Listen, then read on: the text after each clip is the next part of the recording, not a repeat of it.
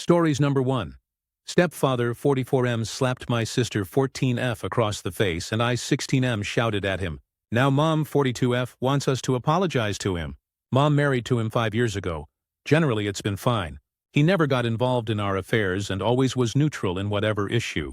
He always left our mom to deal with us, which is what you're supposed to do, I guess. However, he's become a little angry and tense these past 6 months or so. I don't know why, but he's never hit us before.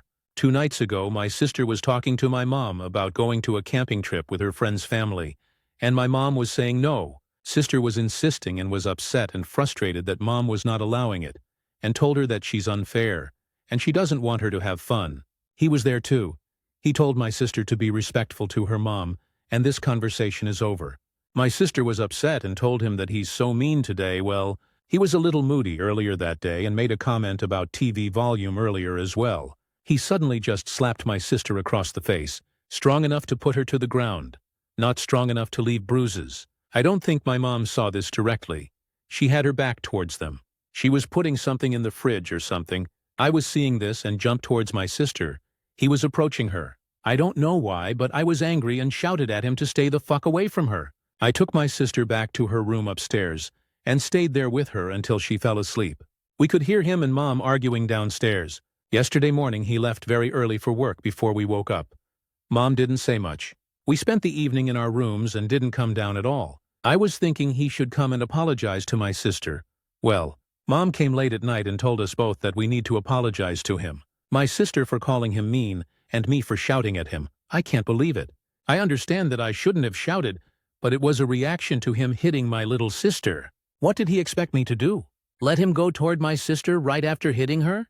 Mom said that she expects us to apologize to him in the morning, but we didn't come down for breakfast at all. Mom came up and asked what's up, and I told her that I won't apologize until he apologizes to my sister, and she told her that she wants an apology from him. Mom told me that my sister is just rebelling because of me and this is bad for her. They're at work now and will be back in the afternoon. Should we just apologize and get it over with? I think he is in the wrong way more than we were. TLDR. Sister called stepdad mean. He slapped her across the face and I shouted, "Stay the fuck away from her!" Now Mom wants me and my sister to apologize to him. Relevant comments. Commenter 1. Has your mother ever hit you? Is this the kind of discipline she considers normal? Don't apologize. And let her, or both of them, know that this isn't going to be tolerated by either of you. It will just continue if you apologize because he will take your apology as, "I can get away with it." If they refuse to accept that what he did was wrong, I'd file assault charges. He needs to know it isn't right, and it's not going to happen again. There are too many instances where mothers put new boyfriend husbands before their kids. You stood up for your sister, which is awesome, and shows you're strong enough to do what needs to be done. Don't give in. Reply, Mom has never hit us. Her way of discipline is typically grounding or taking privileges away. I think my mom puts him before us. He gets priority on everything. Commenter 2. Is your bio dad in the picture? Do you guys have other adult family members in your lives? I would tell an aunt, uncle, or grandparents. Maybe an adult can talk some sense into your mom. Honestly, that man has no right to lay his hands on you guys, and your reaction was justified. Words, no matter how bad, do not justify violence. Them demanding an apology for that is pretty manipulative and wrong. Reply, no bio dad doesn't care about us at all, but our grandparents live an hour away. They're always very nice to us, but my mom doesn't like it if we tell them about what goes on in our home. I don't know if I should call them. It can make her even more angry. Commenter 3. Absolutely don't apologize. I'd have done the exact same thing if anyone ever hit my brother. Well, actually, I have. One of my uncles once raised his hand to hit my brother. He was around 12, and I was 16, and I jumped in, screamed at him, and took my brother away. Hitting a kid, hard, is never okay. Commenter 4. On Monday, tell someone at your school or her school, even if you aren't back at school yet, it's quite likely that both of your schools have the full office staff working there for at least part of the day. Ask to speak to a principal, vice principal, or guidance counselor and tell them that it's an urgent matter about your home life. If your mom feels financially dependent on your stepdad, that would explain why she is reluctant to lose him, even if, as you seem to indicate at the beginning of your post, something is going wrong in their marriage. Final update. Stepfather 44M slapped my sister 14F across the face and I 16M shouted at him. Now Mom 42F wants us to apologize to him. Thanks everyone, you are very helpful. I called my grandparents on Saturday afternoon and told them everything. I had taken a few pictures from my sister that night, and emailed them those pictures as well. They were pissed off and angry at him and my mom for not standing up for us. They told me to stay upstairs and don't apologize, and they will come over on Sunday morning. So we did that. My mom came to talk to us again on Saturday evening, insisted that we can go apologize, and we can all forget that it happened. But we kept refusing until she gave up. Later that night my mom came back up to talk to me again and wanted me to end this rebellion, as she put it, saying that it won't lead to anything good and it just makes things worse. I told her that I'm just protecting sister. She said, "It's my job, not yours."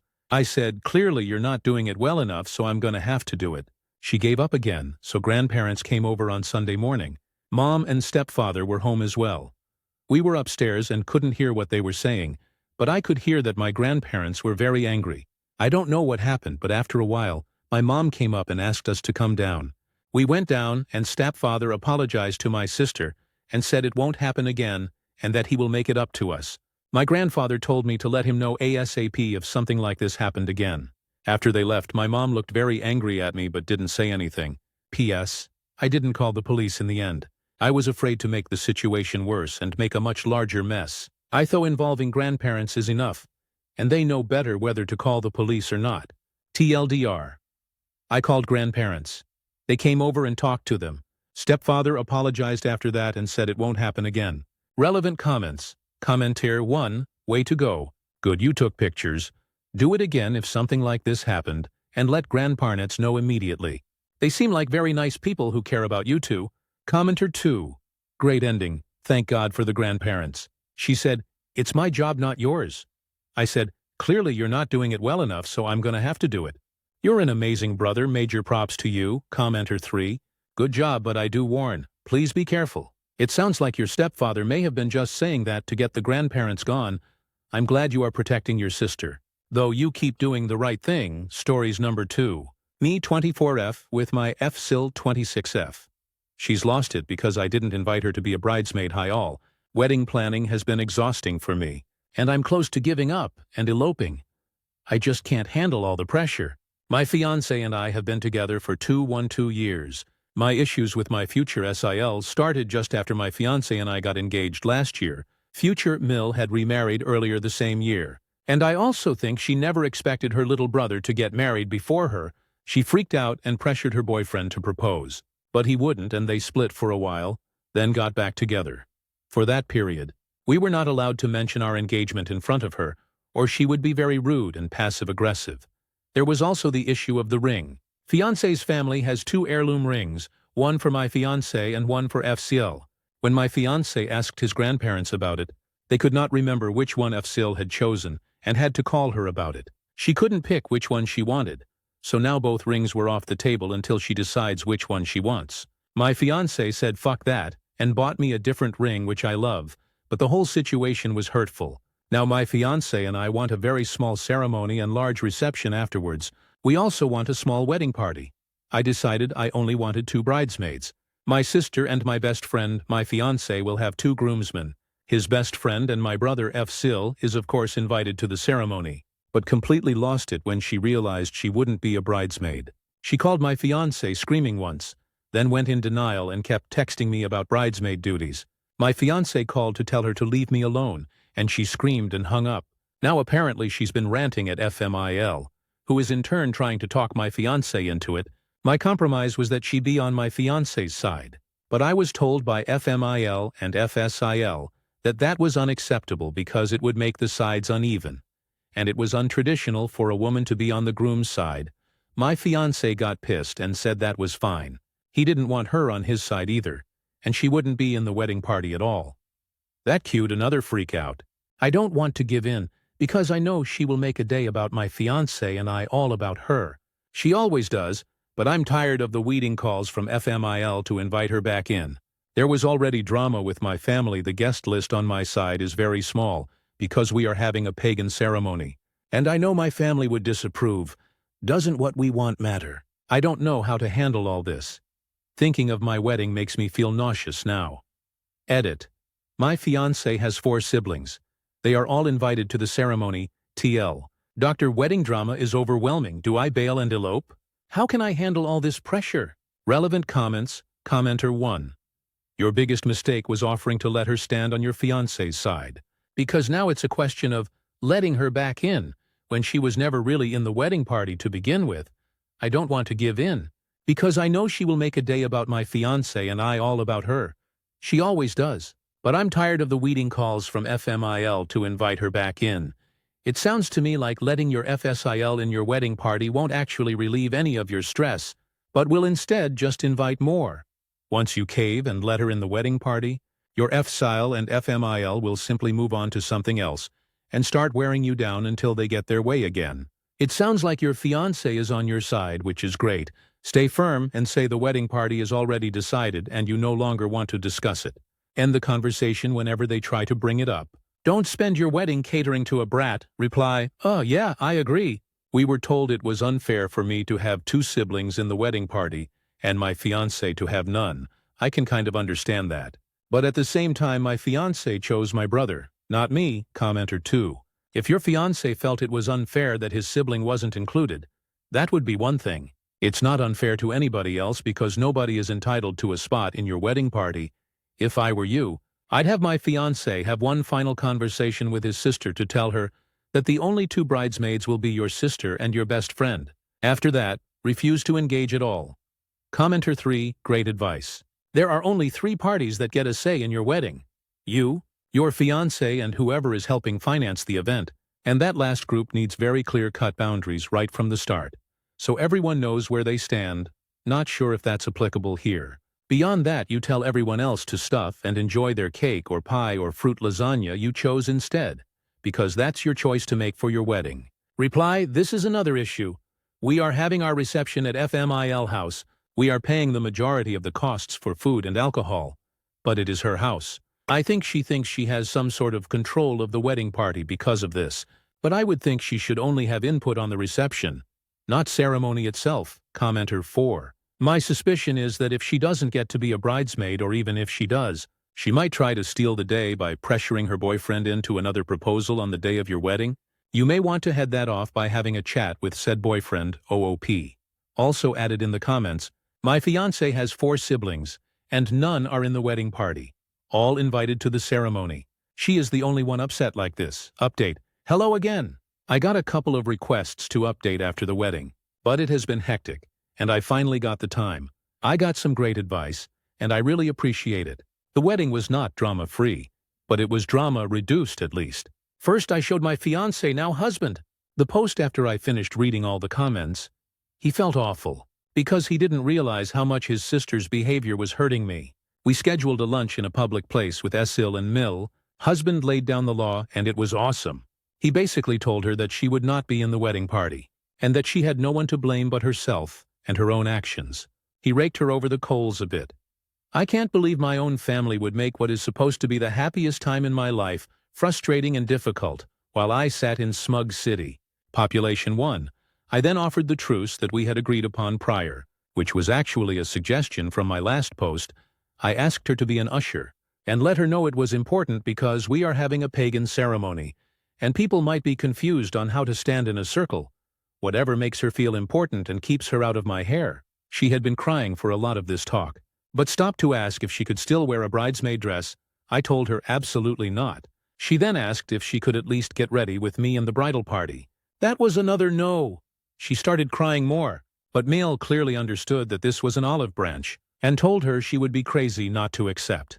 She finally did, begrudgingly. Then she went home and posted all sorts of congratulatory things on her FB. My eyes about rolled out of their sockets. Fast forward to the wedding. The ceremony was beautiful and went off without a hitch. I had assigned a friend to keep an eye on SIL, but she was on her best behavior during the ceremony. It was really lovely, and I was just so happy. It still makes me happy to think about. And then the reception. The first hour and a half are going great. Everyone's getting suitably boozy and dancing and having a great time. At one point there was a quiet lull between songs, and I hear a harpy screech. Goddess help me. Husband started to go wrangle her, but his stepfather steps in and says he will handle it. He's such a great person. This next part I know only secondhand through the posse that went to deal with her. I just kept dancing it up and pretended I didn't hear it. It turns out that Esil is fighting with her boyfriend, again. Apparently, they had planned that he would propose to her at our wedding reception. If you read my last post, you might remember there was drama regarding 2 heirloom rings in my husband's family. The plan was that her boyfriend would propose with both rings, Sil would pick one, and then she would graciously gift me the other as a wedding present. They got into a fight about who knows what, and he decided he wasn't going to propose. Really, she gave me an amazing wedding gift, an excuse to have them both bounced from the reception.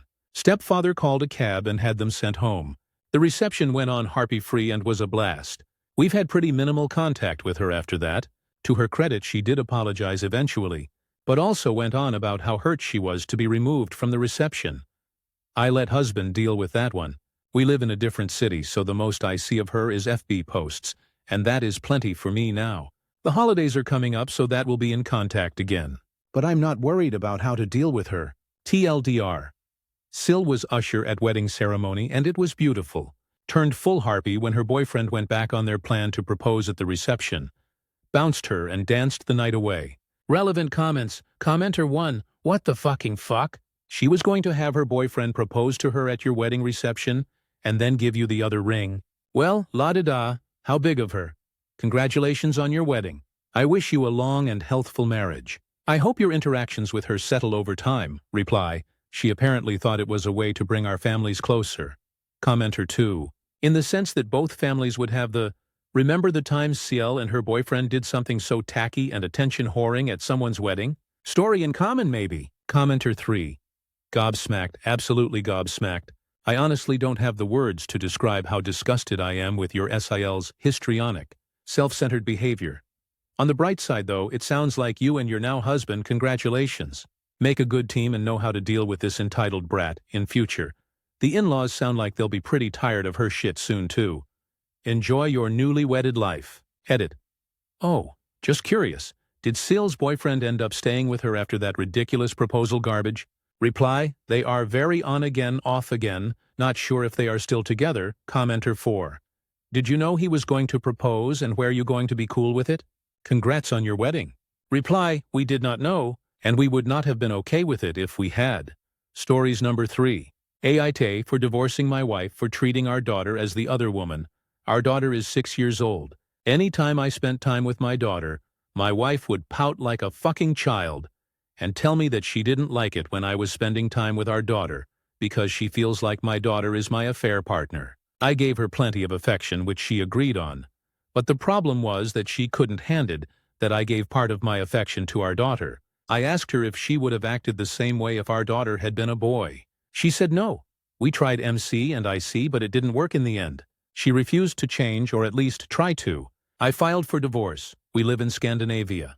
Got nearly full custody, and she has our child EOW. When our daughter gets home, she tells me that she doesn't want to go back if I'm not coming. I'm willing to file for full custody.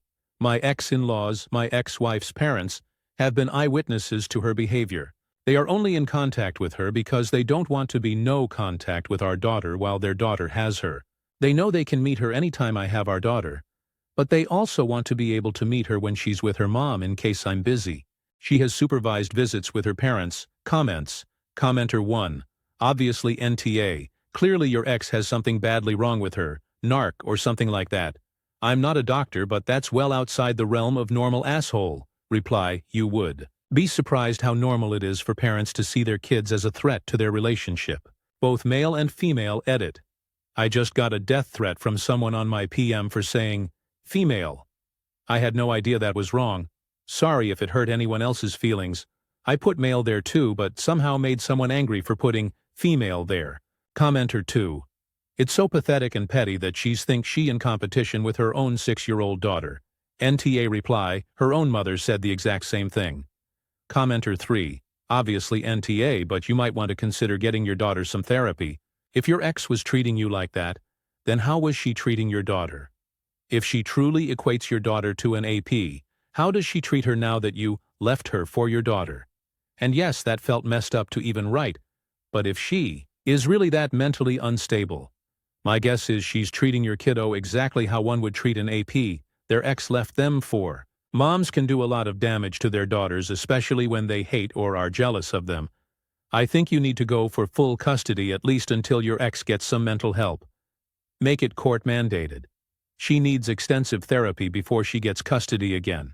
And please get your daughter therapy, so she doesn't grow up thinking this was her fault, or believing any of the horrible things I'm sure your ex has said to her. Commenter 4. This is deeply concerning. Any time spent with her mother is damaging at this point. Documenting everything and push to further limit contact. NTA, stories number 4, Aita. If I asked my sister to leave my house since she refuses to watch my kids. A little background story. I 27F married my husband 32M, have 2 kids 11F and 2M. 2 years ago I asked my little sister, who was 20 at the time, and she will turn 22 in a month, to come live with us and help out with kids as I needed. She was in an AB relationship, she needed a place to stay. At first it was for her to get back on her feet since she's getting out of the situation. The initial thing was that we will pay her $200 a week to watch our 4 months old at the time, MF 6:30 a.m. till 2 p.m. and she could use my car anytime she needed to, and she wanted an afternoon job that was totally fine. She happily accepted. A month had passed and she told her she's getting depressed being inside every day, she can't do this anymore. I told her that's okay, her mental health is very important, but she should be able to watch the kids when we need her to, like date night, ECT, found someone else to watch our kid. Fast forward 2 years later, she works full-time, doesn't pay any bills, doesn't help around the house, not even washing the dishes or take out the trash, or cook dinner, or even buy groceries or things the house needs. Like no help at all. Last week my husband and I went out for a bit.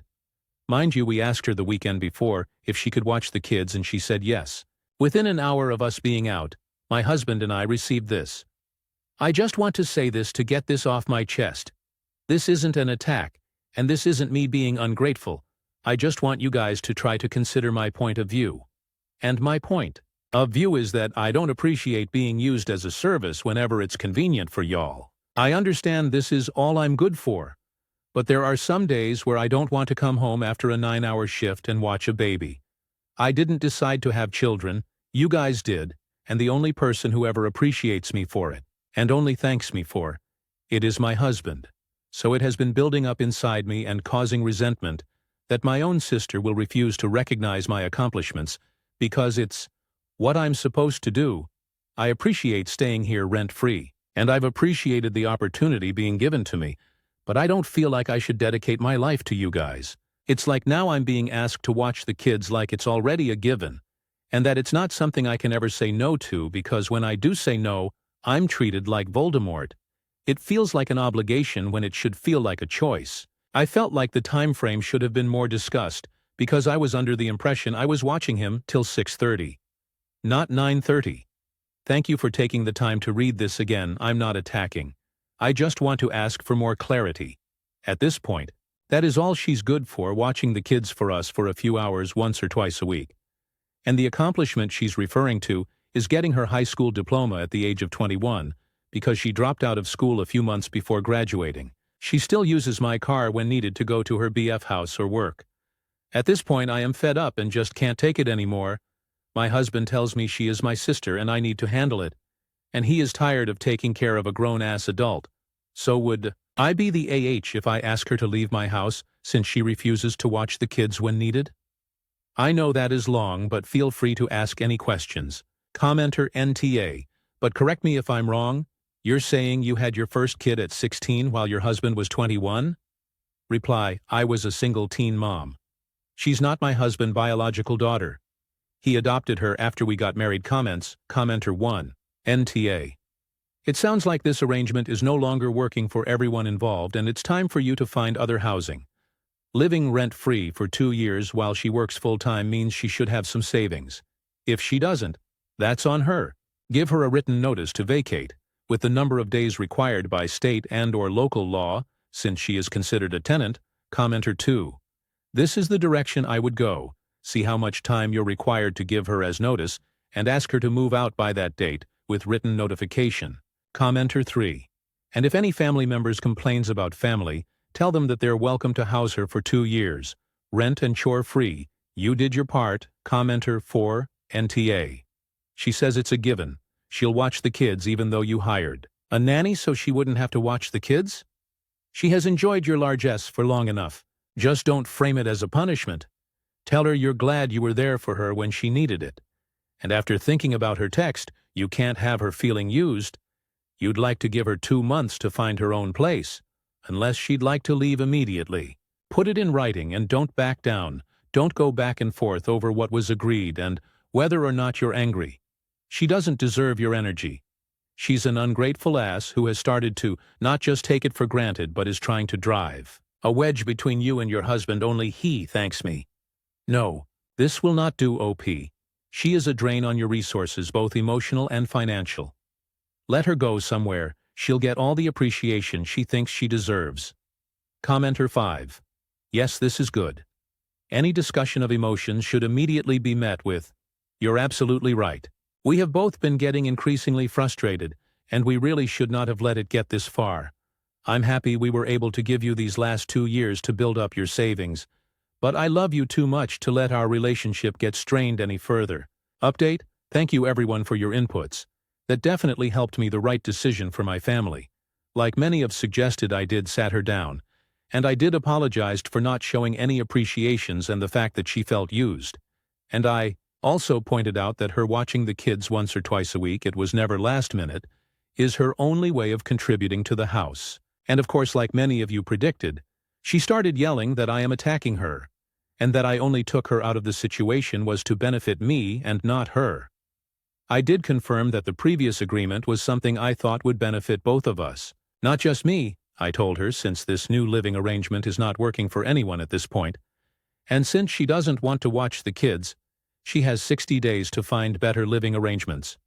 She stated she never said she didn't want to watch the kids, and I cut her off stating that as her older sister, I don't want to ruin our relationship, so it's best for her to find another place to live, because her feeling appreciated or not being used.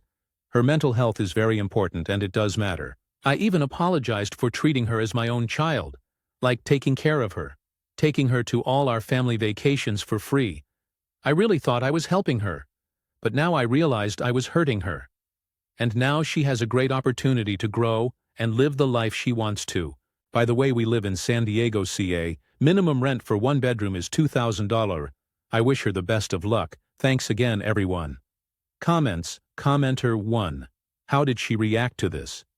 Reply: she started crying and said that wasn't her intentions for things to get way out of hands. And I told her we can't go back. Everyone needs to move on. Commenter 2. Her actions met consequences and she realized she overplayed her hand. Good for you. Commenter 3. We are currently in the finding out portion of the FAFO model. Commenter 4. That's the perfect response. Your sister will face the real world and enjoy her life like she wanted. Commenter 5. I just read your previous post. She's just upset her free ride is over. Doesn't put a penny into the house, so her money is her own. Doesn't lift a finger to help with chores. Complains when she's asked to watch the kids a couple days a week. She's had 2 years of free accommodation and full maid service, with free vacations thrown in. No wonder she's backtracking and doesn't want to leave. Chances are she's not saved a cent from the 2 years of free housing. The term homosexual springs to mind. Stories number 5. For asking my friend to leave when she overstayed. I've always tried to help friends when they're in a tough spot. So when my friend Jenna called saying she had nowhere to stay for a week, I offered my apartment without hesitation. I cleared space in the living room and even stocked up on snacks so she'd feel comfortable. At first, everything felt fine. We cooked together, watched shows, and it was nice catching up. But after a couple of days, I started feeling overwhelmed. She didn't help with chores, left dishes piling up, and treated my space like it was her own. When I gently mentioned it, she laughed it off and said, "It's just a few days, relax." I realized I was feeling stressed in my own home, something I hadn't expected. After a few more days, I knew I had to set boundaries. I told her I couldn't have her stay the whole week, and explained that I felt uncomfortable with how my space was being treated. She got upset and said I was overreacting, and that I should be a better friend. I felt torn because I didn't want to hurt her feelings, but I also knew I couldn't compromise my own comfort. Now she's ignoring my messages, and mutual friends are asking if we're okay. I'm left wondering if I handled it the right way, or if I should have approached it differently. Comments. Commenter 1. You're not the AH. You were trying to help her out and she took you for granted. If anything, she was an inconsiderate friend. Commenter 2, I'm not the most tidy person. In my own home, but you better believe when I'm staying in someone else's home, I am super clean because when you're a guest, you're supposed to leave no trace and have it seem like you're not even there so that they can function normally. Commenter 3, it seems to me that you might be wise to avoid hosting for more than a day or two. If pressed for more, I would simply respond, that doesn't work for me. Anyone worth keeping in your circle would respect that. Reply, yeah, you're right. I think I learned the hard way that I need to be clearer about my boundaries up front. A short visit works much better for me, and anyone who values our friendship should understand that. Commenter 4 on OP. I've been in similar situations as your friend.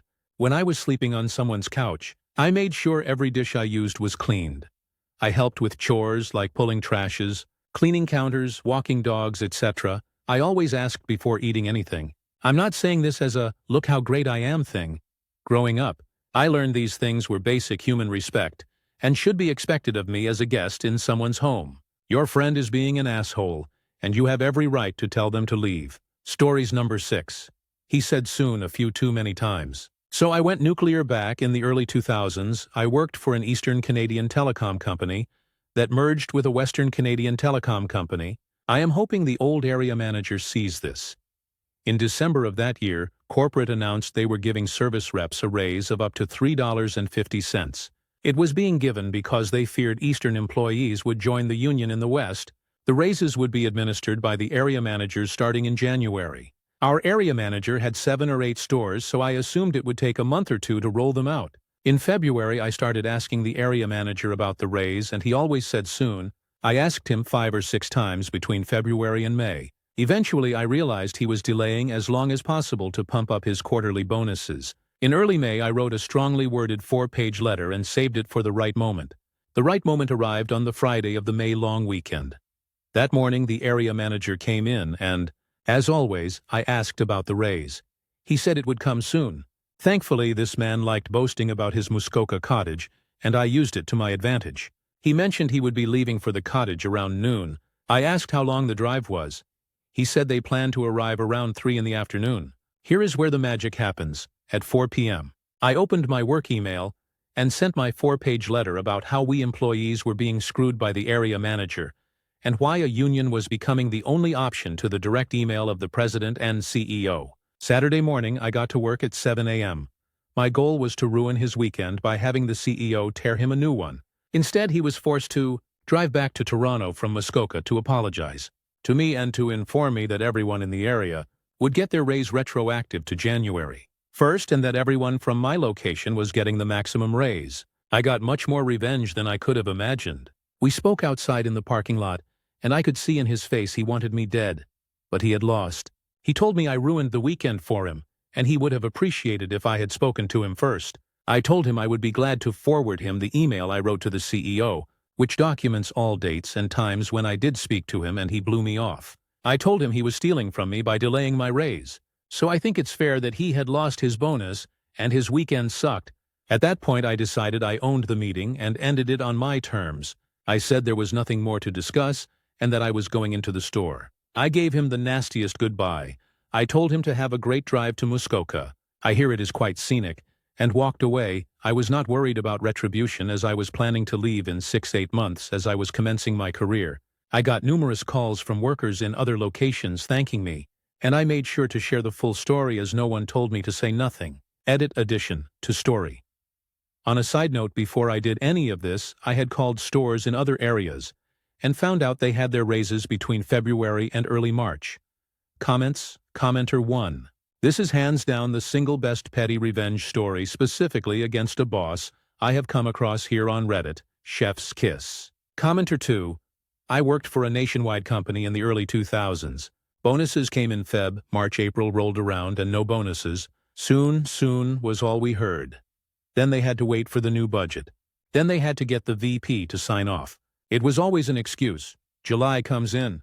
They call us all together. Finally. GM says the branch was closing and we were all laid off. They just strung as along to last until they were ready to close. No job, no bonus. Anderson News Company, Commenter 3, well done.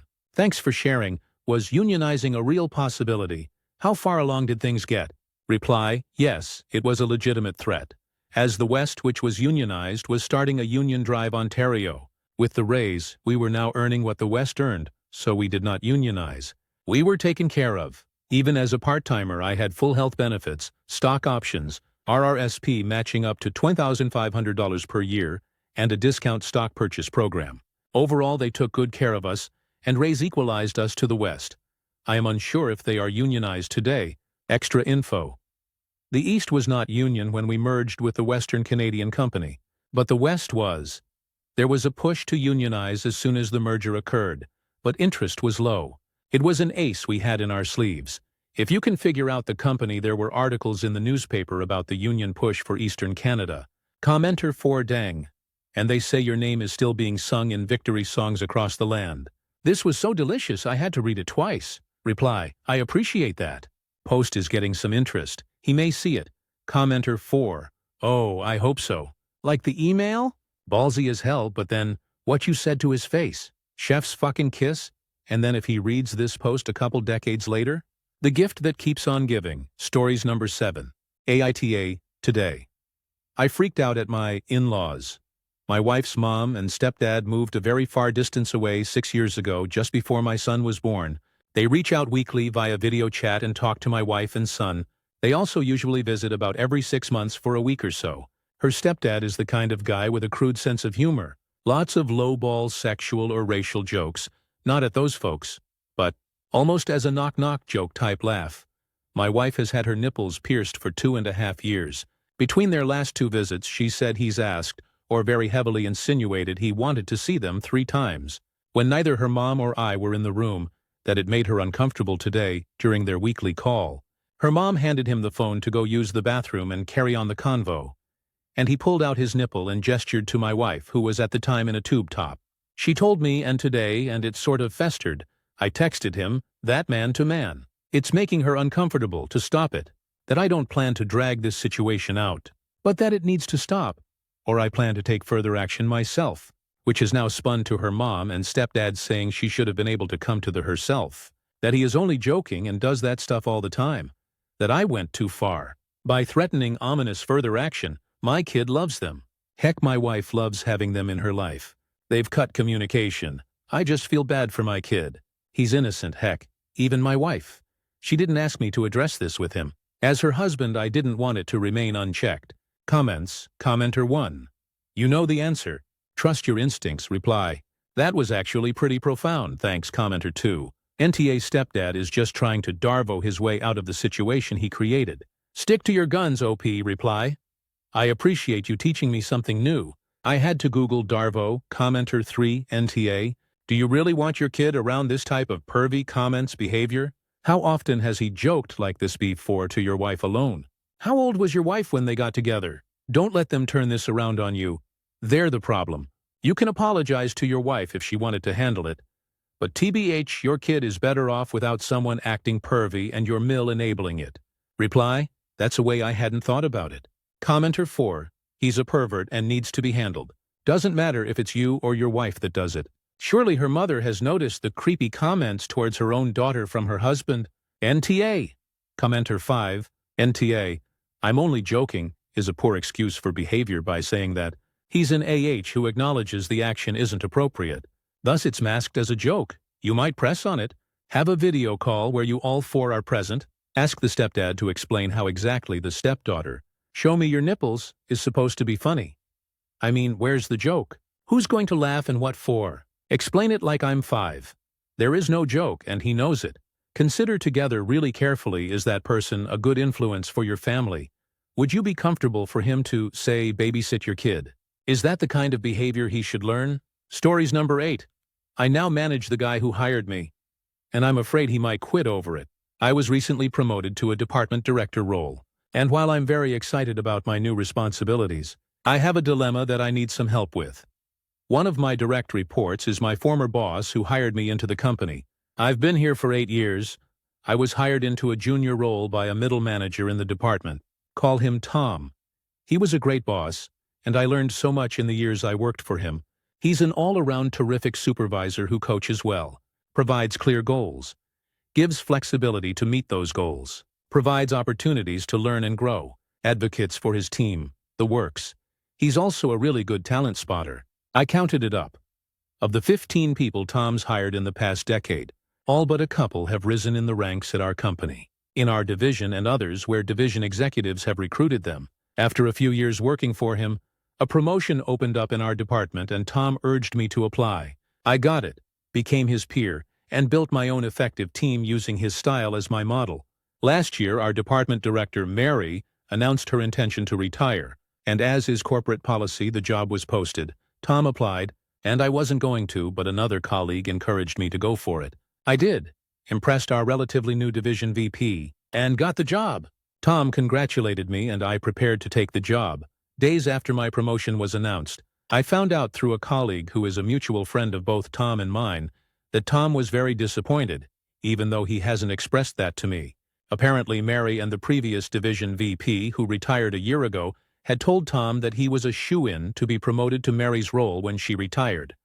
In fact, I was told that he turned down some outside opportunities in the past couple years that would have paid more because he was anticipating getting this promotion. As I've stated, he's a great employee and manager who would have done a great job. I had no idea that this was Tom's expectation, and when I learned, I felt a little guilty about even applying for the job. A few weeks later, I had to do the annual update of our internal succession plan documents, and Tom was listed as the designated preferred internal successor for my job. Tom has been nothing but professional and complimentary with me, but now I'm really concerned about how I can manage him effectively. I really need him to stay.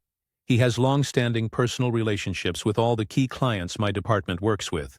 I led the operations side, so I was less involved with clients. If he left suddenly, we would be in a real bind, partly because of his success with hiring good talent. That good talent has moved up within the company, and now his team is all relative newbies hired in the past few years who are all still building their own client relationships. I recently met with HR and our division VP, and they emphasized the need to keep Tom on staff due to his role as a talent spotter and for his client relationships. I asked about getting him a raise and seeing if we can do an intermediate promotion, but our corporate structure is pretty stratified, and there's really nothing between his level and mine. What do you recommend to navigate the potential awkwardness of managing my former boss, as well as keeping him happy despite his disappointment in not getting this job, and his missing out on the raise that came with it? Update: thank you so much for answering my question. I have an update that is pretty much what you expected. Tom gave notice this week. He has gotten a job as head of sales and marketing for a small but fast-growing startup that produces a similar set of products to the one my team is responsible for. It sounds like a perfect setup for him. They are ramping up with additional product development. He'll get to lead a big team. He will be paid more plus get equity, which we don't have available to us. And even though the company is based elsewhere, he'll work remote from our city. Tom's timing was very strategic. Our company had a very broad non-compete in place that would have barred Tom from making the move he did. But there's been a case with a former employee challenging the non-compete.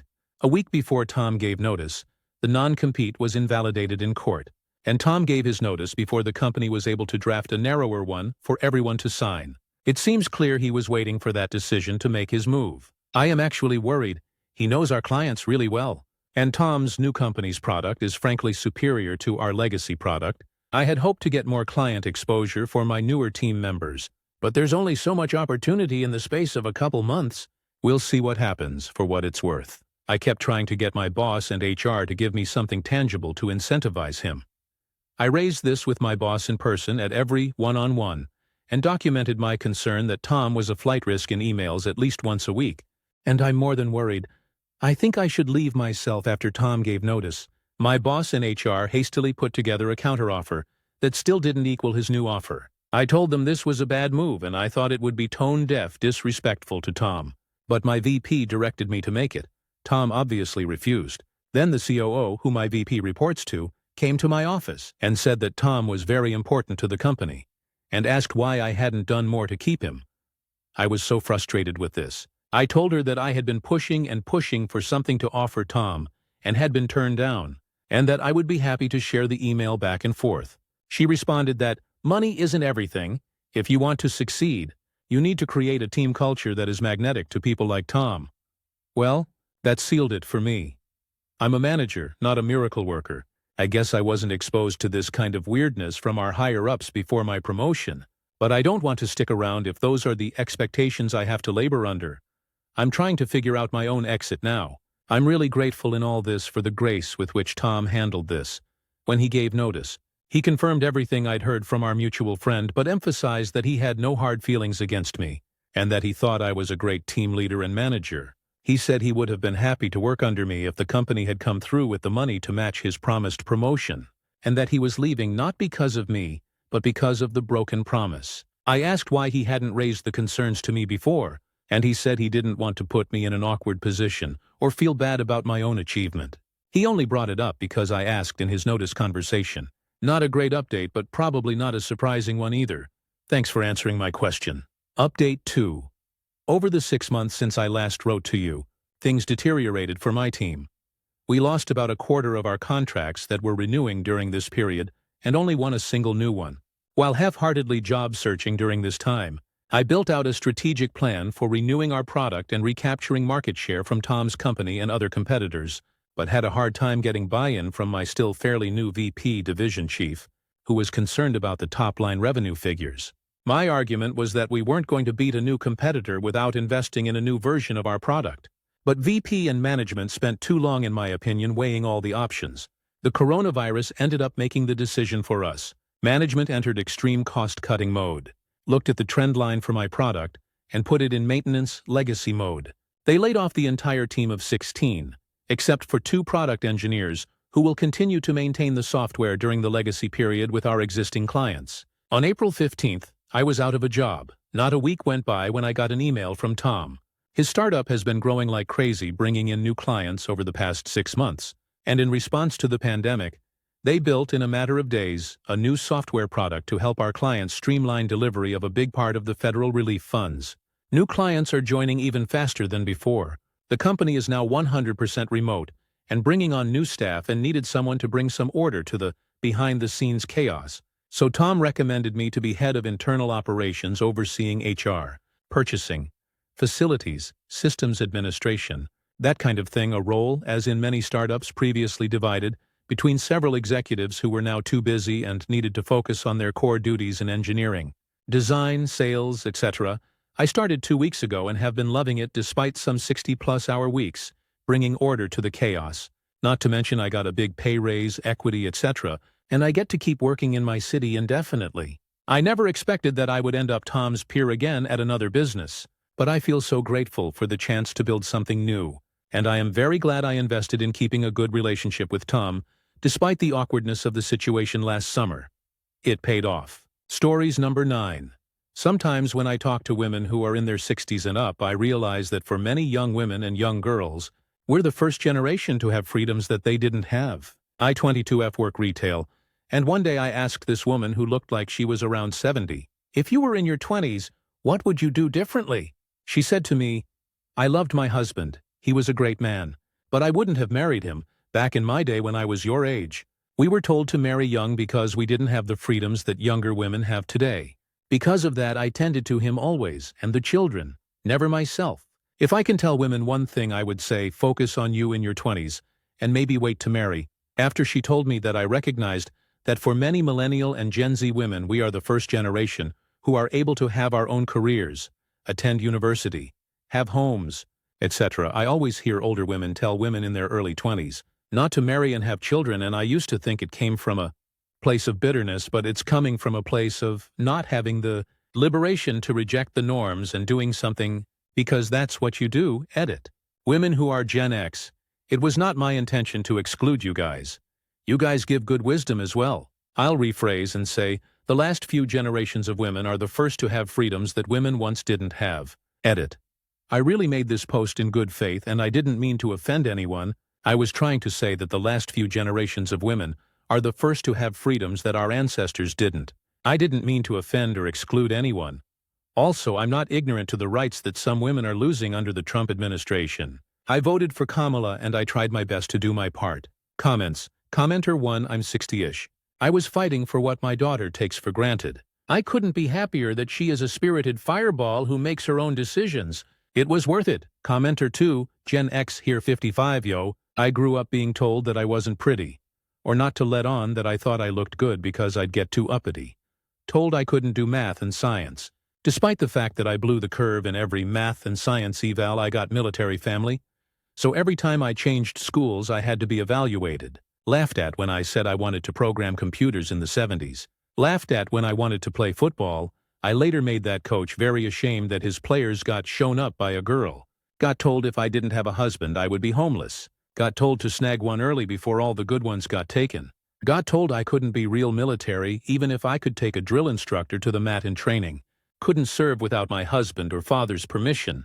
Had a doctor and my husband decide what meds I would take for depression and weight loss at the same time. Caused really messed up reactions, and that I needed sleeping pills at night. Husband was up to no good while I was unconscious. And this continued up until that husband died in 2005, and that doctor later lost his license. It happened in the South and the Northern states, and I was on both the East and West Coast during these times. Ladies, these rights we have now are precious. Protect them. Commenter 3. What boggles my mind is that something as organic as no-fault divorce has become available only relatively recently. It is crazy to think that people who stopped loving each other were forced to stay together unless one of them did something horrible. Commenter 4.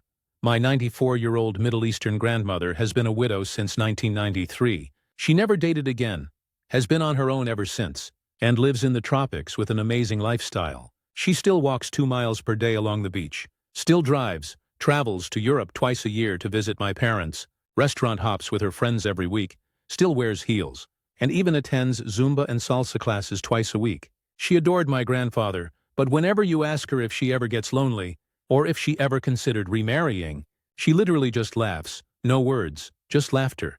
And because she barely speaks English, she looks over to me and in Arabic whispers to me, "Never." She and countless other women from her generation are wise, and we have much to learn from them.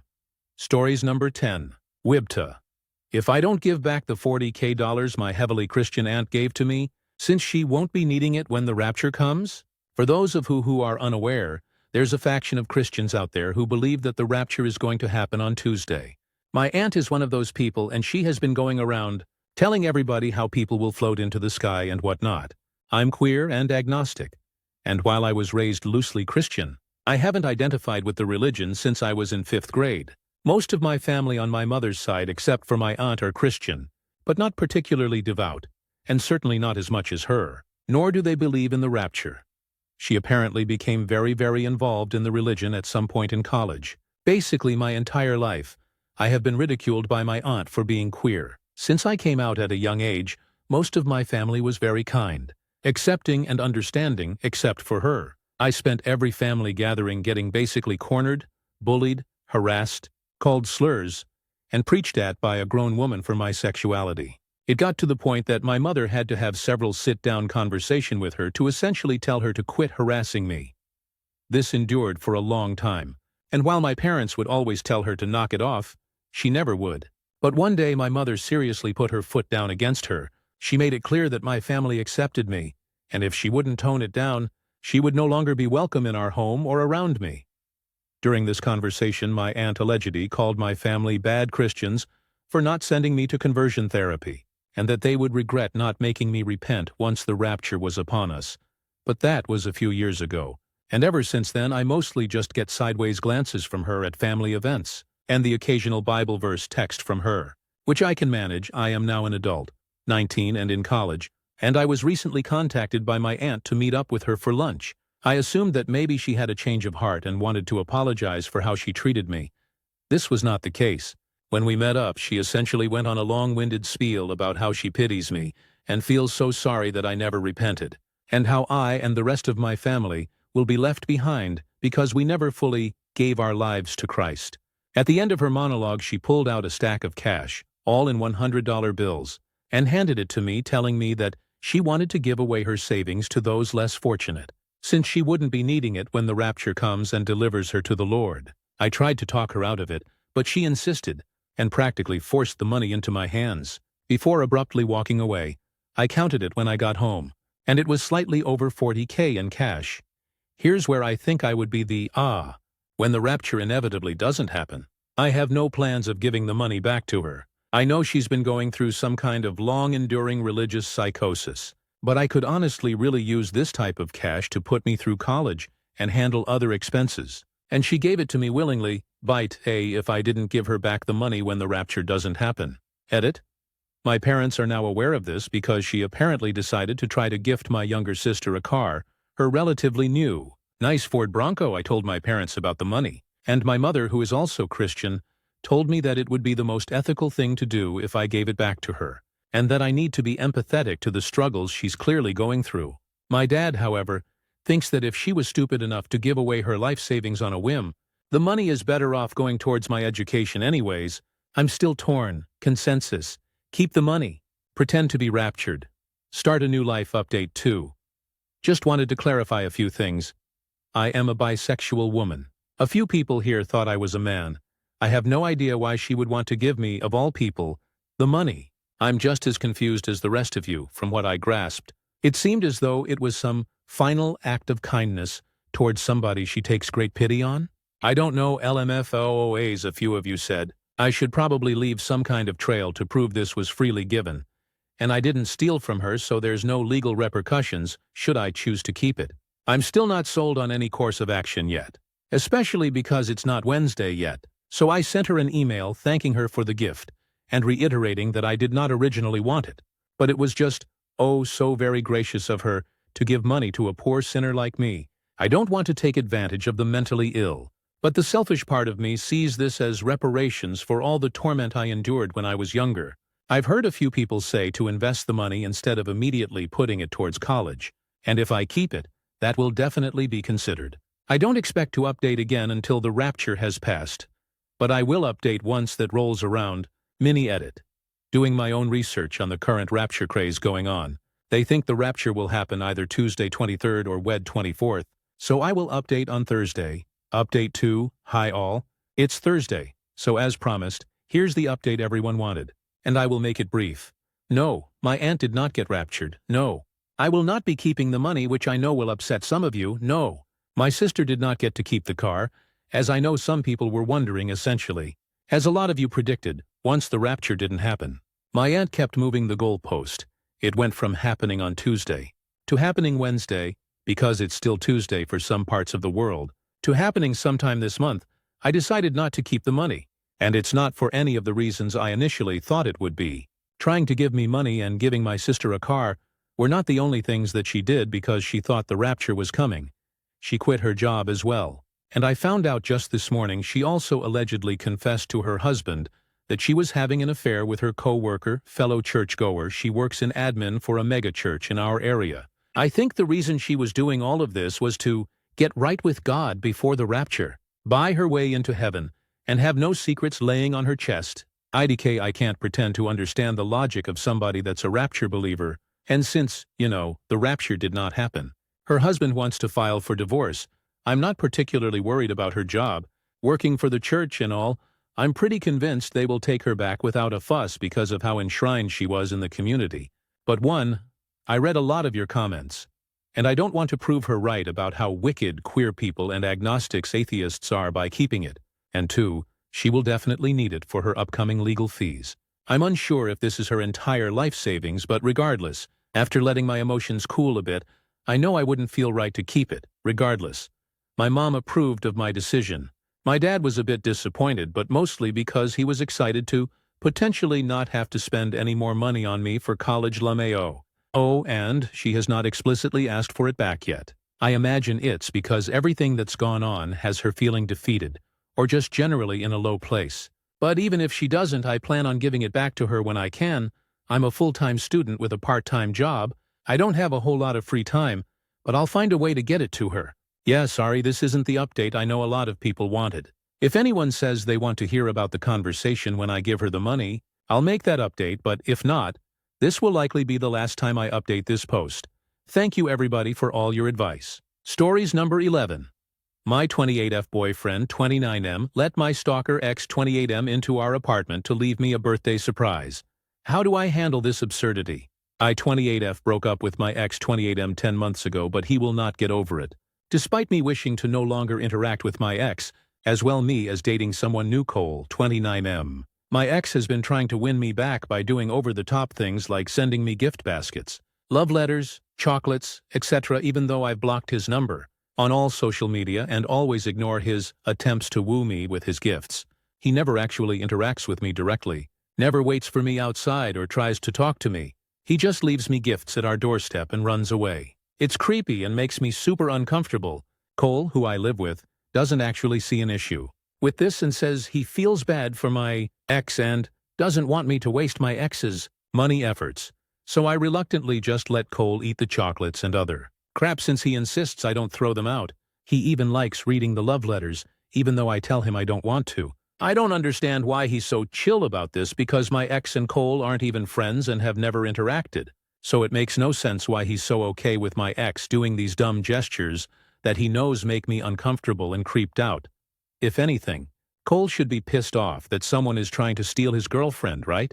Anyway, all of this finally came to a head on my birthday. After work, I came home to our apartment decorated in balloons, chocolates, and flowers. I'm immediately touched, thinking all of this was a surprise from Cole. Nope. Apparently my ex actually came over with all this crap. Buzzed our apartment doorbell. Cole let him in and allowed my ex to decorate our apartment and leave gifts for me. Then my ex left before I could get home. Cole apparently saw no issue with this. He literally let my ex into our apartment. Like it was no big deal because my ex came all the way with all these gifts, which was such a thoughtful gesture. Okay, now I feel totally unsafe. What if my ex secretly left a hidden camera or something? I have no idea why Cole is so fine with all of this. I've talked to him over and over and he won't understand why I would want to reject free stuff from someone who cares about me. I love Cole, but the fact that he actually let my ex into our apartment was a huge breach of my trust, and I have no clue how to deal with this. Is this relationship just unsalvageable, or is there a way I can get it through Cole's head that none of this is okay? Could Cole have ulterior motives by letting my ex do all of these things? Any advice is welcome. I just have no clue how to handle this absurd situation. Thanks, Edit. Thank you for all the insight, everyone. I really appreciate it. I don't have the money to do everything that was recommended, but I am going to do some investigating into Cole and my ex, possibly being in cahoots with each other, and confront Cole this weekend. Likely to end this clusterfuck of a relationship, if there's any interest. I'll update if anything significant happens. Thank you again. Comments, Commenter 1. This is not a relationship I would try to save. He has zero concern for your safety. My grandma let my ex in after we broke up and he wouldn't leave me alone. He got banned from my work and got a job at the car wash next door, so he could stand outside and stare at me through the window while he dried cars. He eventually came in while I was sleeping and stabbed me. Her comment after she found out? Well, you broke his heart and then you ignored him. Reply, oh God, I'm so sorry that happened to you. This has been my fear because if Cole can just let my ex into our apartment, then I'm sure this could end up escalating as well if I don't nip it in the bud. Commenter 2. Something is very wrong with Cole. What the fuck does he mean he feels bad for your ex who's stalking you? If he really doesn't know him, the only thing I can think of is he's got some kind of weird male solidarity view of the situation. He follow any podcasters that make you raise a brow on social media? Do you mind if I ask why you're already living with Cole? Reply, cost of living mostly. I live in a very expensive city, so I was living month to month on my own. He basically offered to be my roommate so that we can go half and half on the rent, internet, utilities, and it would relieve my financial stress, which it has a lot. It might have been stupid to jump the gun at us moving in so quickly, but he had only shown green flags until now. I can technically kick him out and try to look for a different roommate if things are totally done for, since most of the stuff in our apartment is mine. Commenter 3. You need to run. This man literally has your worst interest at heart. It would be entirely possible that they don't know each other, but that Cole is such a misogynist that he puts your ex's feelings before your safety. My best friend's ex did something similar. He ambushed her with her abusive ex, trying to force her forgiveness. For her own good. He happily sat at a table with a man who threw her down a flight of stairs. Cole is doing the same thing. This is a drop everything and move to a new city situation. You are 28. You are in control. Run. Commenter 4. OP, they know each other. Think about it. There is no way your ex is going to be chill handing out and decorating the apartment while your BF is literally watching him. And you BF isn't going to be chill letting your ex do that. I'm really concerned they are in this together, and you are in danger. Reply. I'm really starting to think this could be the case. My BF is WFH, so there's a chance he caught my ex while he was dropping things off, and they talked. He denies that, but I'm becoming more and more paranoid now, and I am definitely going to see what I can do to end this relationship, in case they are secretly in cahoots. Stories number 12. My layover in Rome turned into the worst 24 hours of my life. I'd felt homeless. I booked a long layover in Rome thinking it would be fun. First time in Europe, I figured I'd carry my backpack around, see the city in a day, and fly out, no hotel, just me and the bag. At first it felt amazing. I walked around all day, saw the big sights, grabbed pizza on the go, felt like I was in a movie. The bag was heavy, but I didn't care. By evening I was wrecked, and sat down at a small cafe near a square. I put my bag on the chair next to me with the strap around the leg. While I was on a call, a guy bumped into me and spilled coffee on my arm. Another person rushed over with napkins. In the middle of that mess, the chair went empty. The strap was sliced. My bag was gone. It had everything. Passport, cards, clothes, all of it. I froze my accounts on my phone, but small charges already showed up. The police gave me a report, but that didn't fix anything. Without ID, I couldn't get on my flight. Couldn't even cross security. I spent that night in the airport on hard plastic chairs. Bright lights buzzing all night. People staring at me like I didn't belong there, man. I couldn't sleep. I kept thinking the bag was somewhere in the city, and I'd never see it again. By then I started hating Rome. It felt dirty, unsafe, nothing like what I saw in the morning. Hated it. I still can't get that out of my mind. The next day I dragged myself to the embassy. They gave me an emergency passport, just enough to leave looking back. I feel really stupid, man. Everyone keeps telling me I should have just rented a hostel bed or stuffed the bag in a bounce locker, and I know they're right. Could have saved myself everything, maybe even had a great time.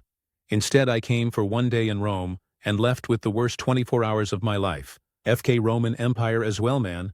Ain't reading shut. Comments, commenter 1, lesson learned. The major cities of Europe are home to Olympic-level pickpockets and thieves, truly some of the most skilled in the world. As scummy as they are, they have enormous talent at their craft. You got marked as a tourist instantly and were likely hit with a coordinated attack. The person spilling the coffee, the helpful Samaritan coming to help clean you up, the thief who took your bag, all likely worked in concert and have done this exact maneuver countless times. Best bet would have been to rent a locker to store your stuff. Barring that, you would want to keep your bag attached to your person, directly in your line of view, and not allow anyone to brush or bump up against it. Always assume that anyone bumping into you, brushing against you, or even just absent-mindedly getting in your way is a thief, or working in part of a team to catch your attention. Where you went wrong is you didn't keep your bag attached to yourself. This made you a low-hanging fruit because they know that all they need to do is pull your attention elsewhere, and the bag is good as gone because you aren't physically touching it. Sorry all that happened to you though, that shit sounds like a nightmare to deal with. All I can say is don't take it personal, and don't take it out on the city or yourself. These lowlives do this shit for a living, and they are the very best in the business. Commenter 2. First off, that sounds like a traumatic experience, and I am very sorry it happened. For everyone else reading this comment, don't ever go anywhere unless your passport is in a money belt around your waist under your pants. It is incredibly safe there, and will 99% never be stolen. Commenter 3. Next time look around a couple of blocks in trash dumpsters. Typically all non-valuable would be dumped within 10 minutes. Also use AirTag so you can find it after it is dumped. Keep your passport DLCC as photos on your phone. Buy travel insurance to cover this shit. Leave your stuff in airport or train station locker. Just take a CC and phone. In Europe everything takes CC and Apple Pay. Commenter 4. IDK much about Rome, but any city can be dangerous when you're traveling like that.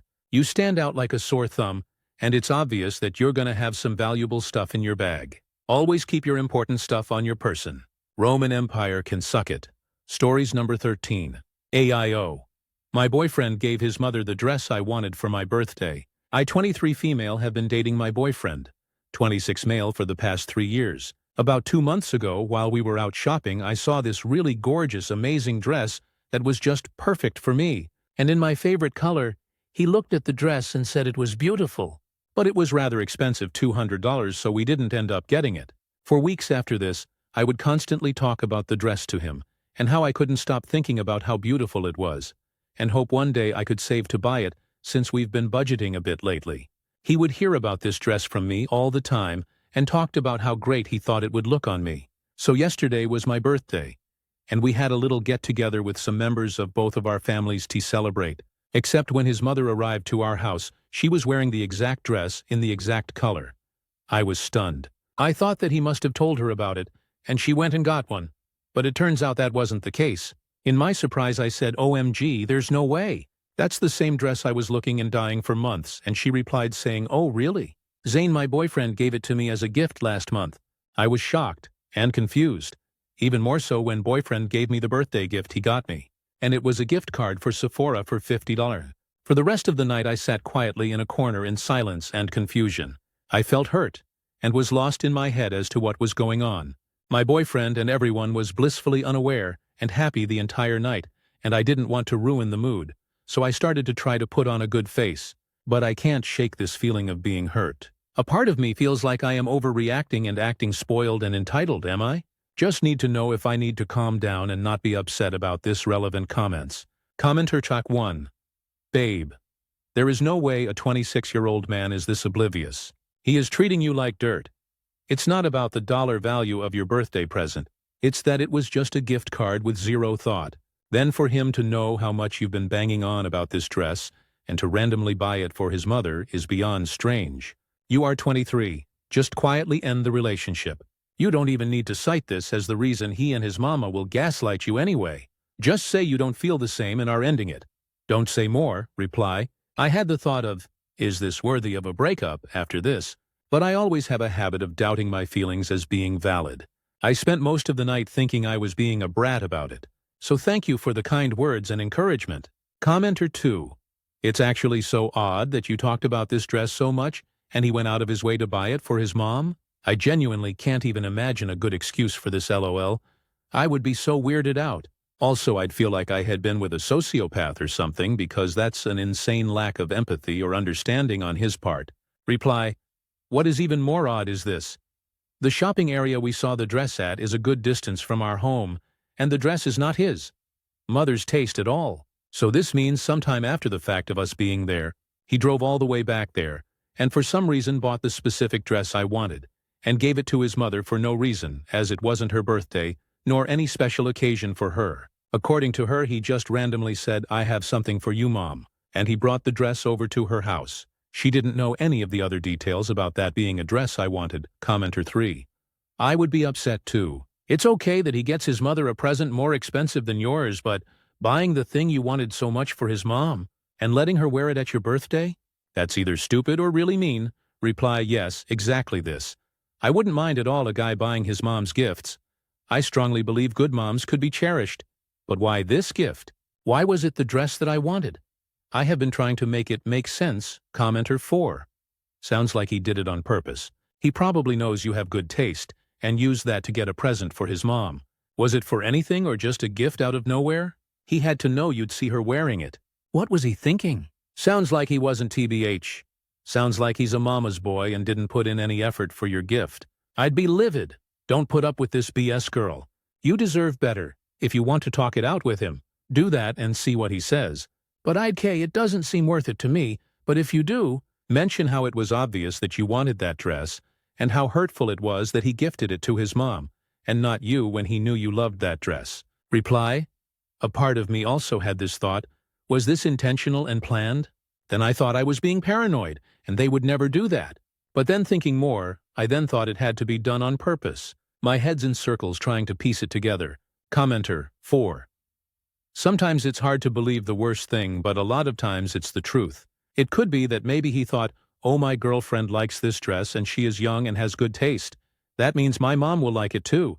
And didn't even think about how you mentioning the dress to him over and over is you hinting at the fact you love and wanted that dress. Even though this is unlikely and he's probably just an asshole. Even if that's the case, I wouldn't want to be with someone who doesn't pick up those hints or completely ignores them and gifts them to someone else. Do you know why he gifted his mom the dress? Was it her birthday last month? Reply. That's the even weirder part. It wasn't her birthday or any special occasion for her. He just gave it to her randomly. Update. I finally got the nerve to straight up ask him about everything, and his response TLDR was, he thought I had to be humbled a bit, because I got way too overly excited about something as trivial as a dress, He thought it would be fun to see my reaction to it all. His mother had no idea about any of this and just thought her son was giving her a gift. I am so upset and hurt that I just called my mom to come get me and will be staying with her for a few days while I figure out the next steps, but I am not going back to him to update. First of all, I want to say thank you and express my gratitude to all the PPL who have shown support. The kind words mean as much to me right now, and I'm sorry I can't respond to each and every comment or DM. Just know I am reading them, and thank you. Me and Zane are over for good. He keeps calling me, but I won't answer, and there's nothing he can say or do to change that. I've realized and taken this as a sign of a nature he had kept hidden so well until now. Also, someone on Threads has copied and pasted my post word for word, and is pretending it happened to them. IDK why someone would want to use my pain to clout farm, but PPL are crazy. Stories number 14. Aita for saying couples on group trips shouldn't get priority? So me 27M, my brother 27M, his wife 26F, and her friend 25F are on vacation right now. We've been planning this trip for almost a full year now, and it's come to fruition. We're splitting the stay 4 ways between the 4 of us. My brother's wife hasn't had a job for a month or so now, but has since we started to plan this. Because we couldn't see Airbnb rooms in person really over photos, no room designations were made prior. One location I shared a bedroom with them but was given access to no outlets while they did. The second I was given the room with no AC while theirs did. The country typically has no central AC, so some rooms have units. We later found a hidden AC unit in my room, but was still given the room when we all believed there wasn't any.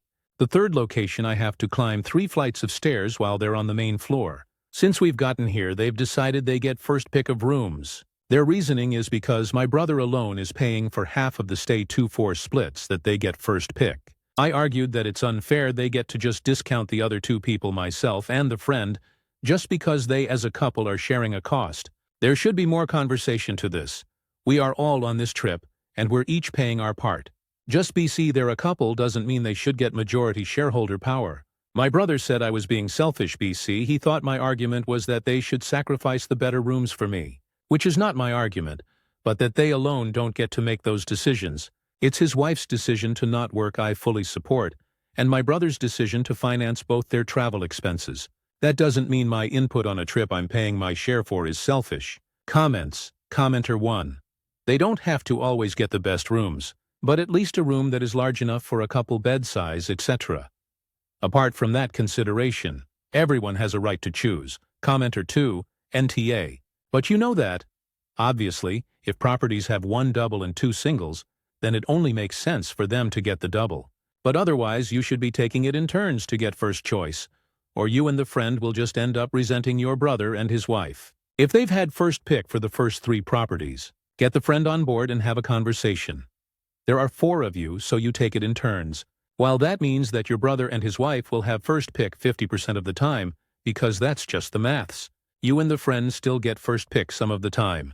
Instead of always coming after the couple. Commenter 3. I usually think it's fairest if the person who organized the trip, booked the accommodations, etc. chooses their room of choice.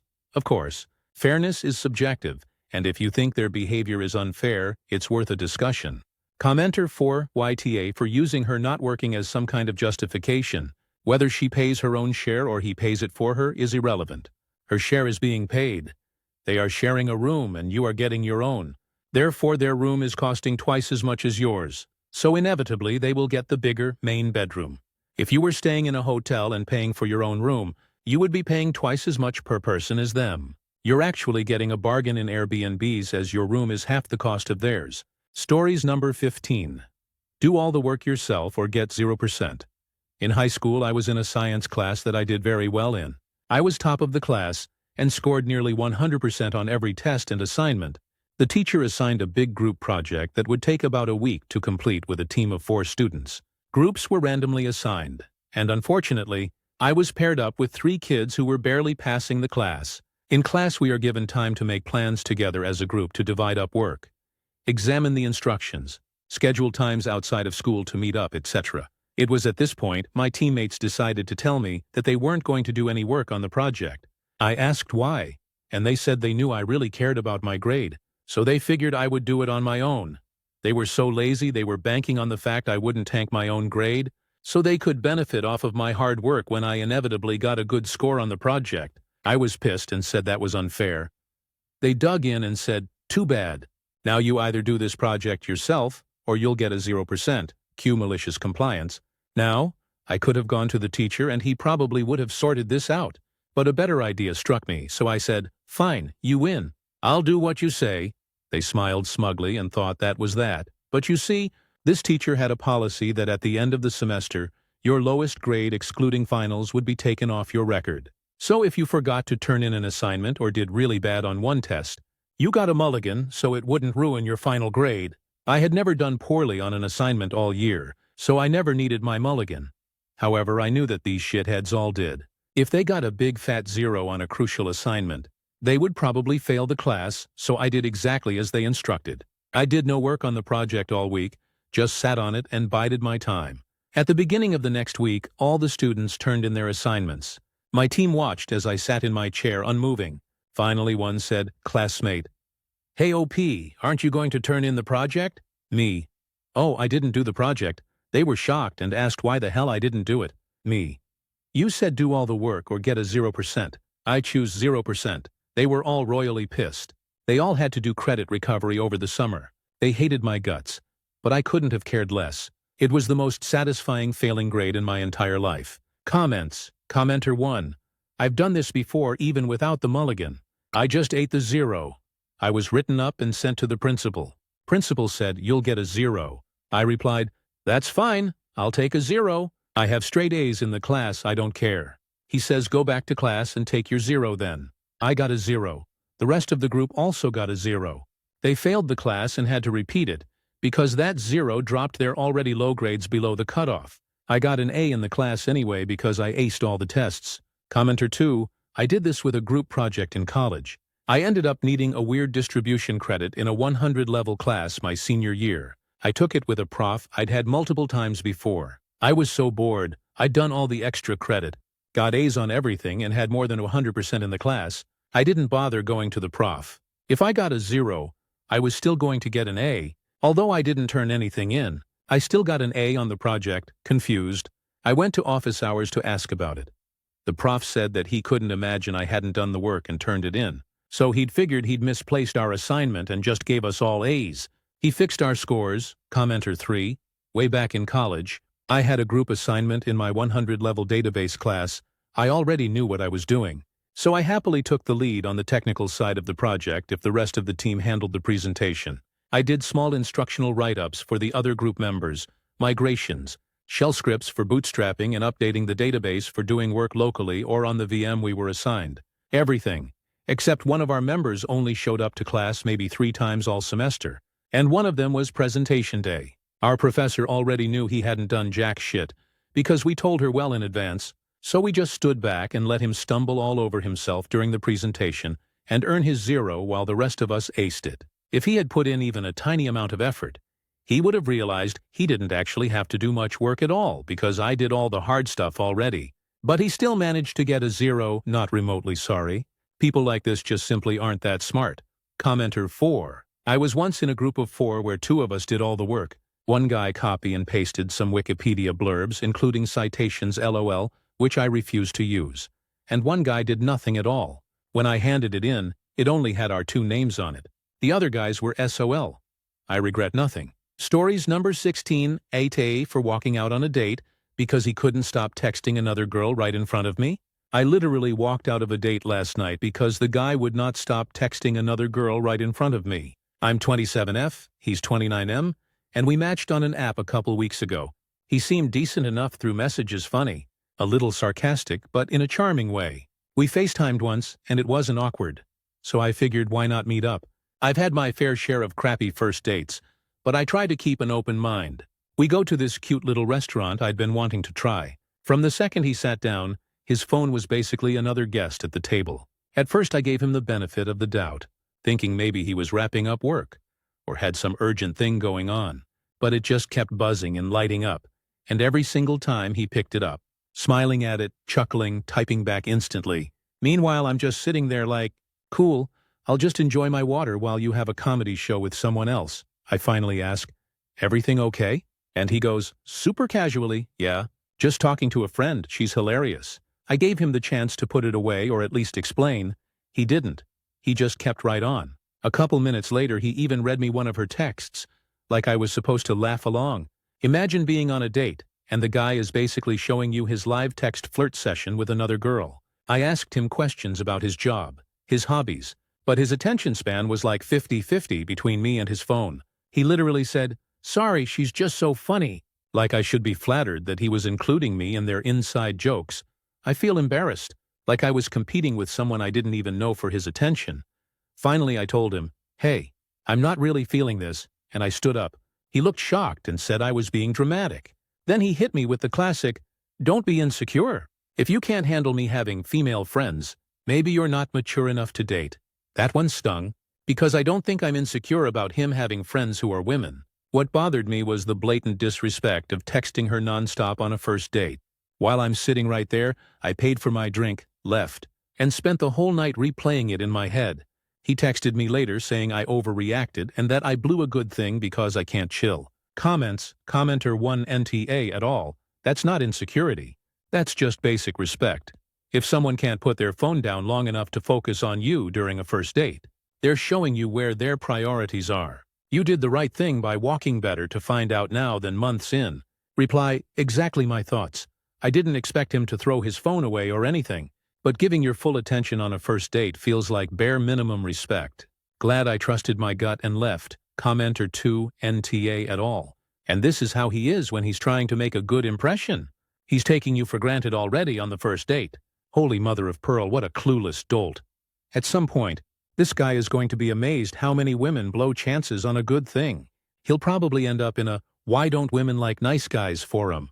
You dodged a bullet, a very slow one. Commenter 3 NTA. Why waste time on someone who is not willing to give you their time in the first place? Him talking about you being insecure has nothing to do with it.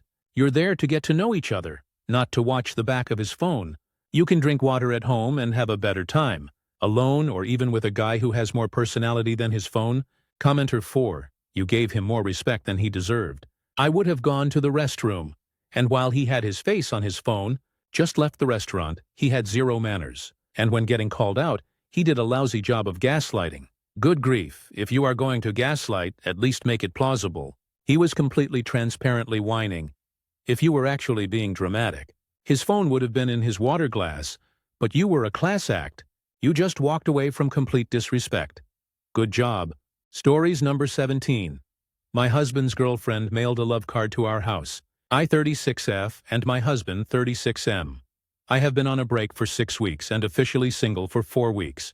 Neither one of us have officially filed for divorce because he has said that he wants to work it out. He claims his new anxiety medicine is making his head fuzzy. That was the reason for the sudden breakup.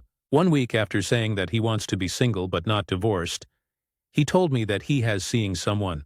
During the 2 weeks when he said he needs a space and break from me, he was gone for 2 entire weekends from Friday afternoon to Sunday afternoon.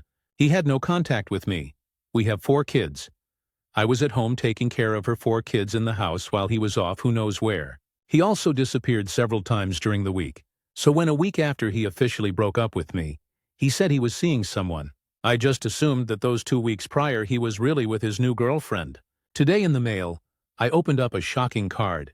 My husband owns a business and often gets checks mailed to the house from clients. I often open them and let him know which clients have sent checks, so when I went to open the letter, I thought it was a typical check for my client. It felt like a card, and sometimes his clients will send thank you notes, so I thought this was probably a thank you note. Instead, it was from his new girlfriend. The outside of the card said, "Making you horny and making you smile on my 2 favorite things to do." The inside said, "Well, maybe my 2nd and 3rd favorite things. Making you kana might be my favorite. So naughty. You are so amazing. You are everything I want in a partner. I'm so excited for every day to see what you will say and do. So in love with you," she signed it. "Love me." I was in total shock. According to him, we were working things out. Per his words, he only saw her once. Yet the card makes me think otherwise. He tried saying he didn't know who the card was from, that he hasn't seen her in over a week or talked to her in days. He said she knows we are still legally married, living together and have 4 kids. Obviously, something has been happening for more than 4 weeks. She obviously had bad intentions sending the card to the house she knows we share. She could easily just that in a text message. It has been 6 hours, and he said he hasn't talked to her about it yet. He says he doesn't want to be with her. How can the card and his words be so wildly different? I feel so stupid for believing he wanted to work things out. When I said I'm done and filing for divorce Monday, he said if that is what you want, he said I'm not going to beg for you to change your mind. He said, I'll be the bad guy. I feel stupid for trying to make it work. He is just walking away from 16 years, 4 kids, and our life together. Part of me wants to play petty and try to get half his business and Harley, but in the end that only hurts me because then he can't pay child support. Although I know he can't afford child support long-term anyway. According to the state calculator, I'll get roughly 55% of his income. We have 4 kids, I carry the health insurance. The youngest is in child care.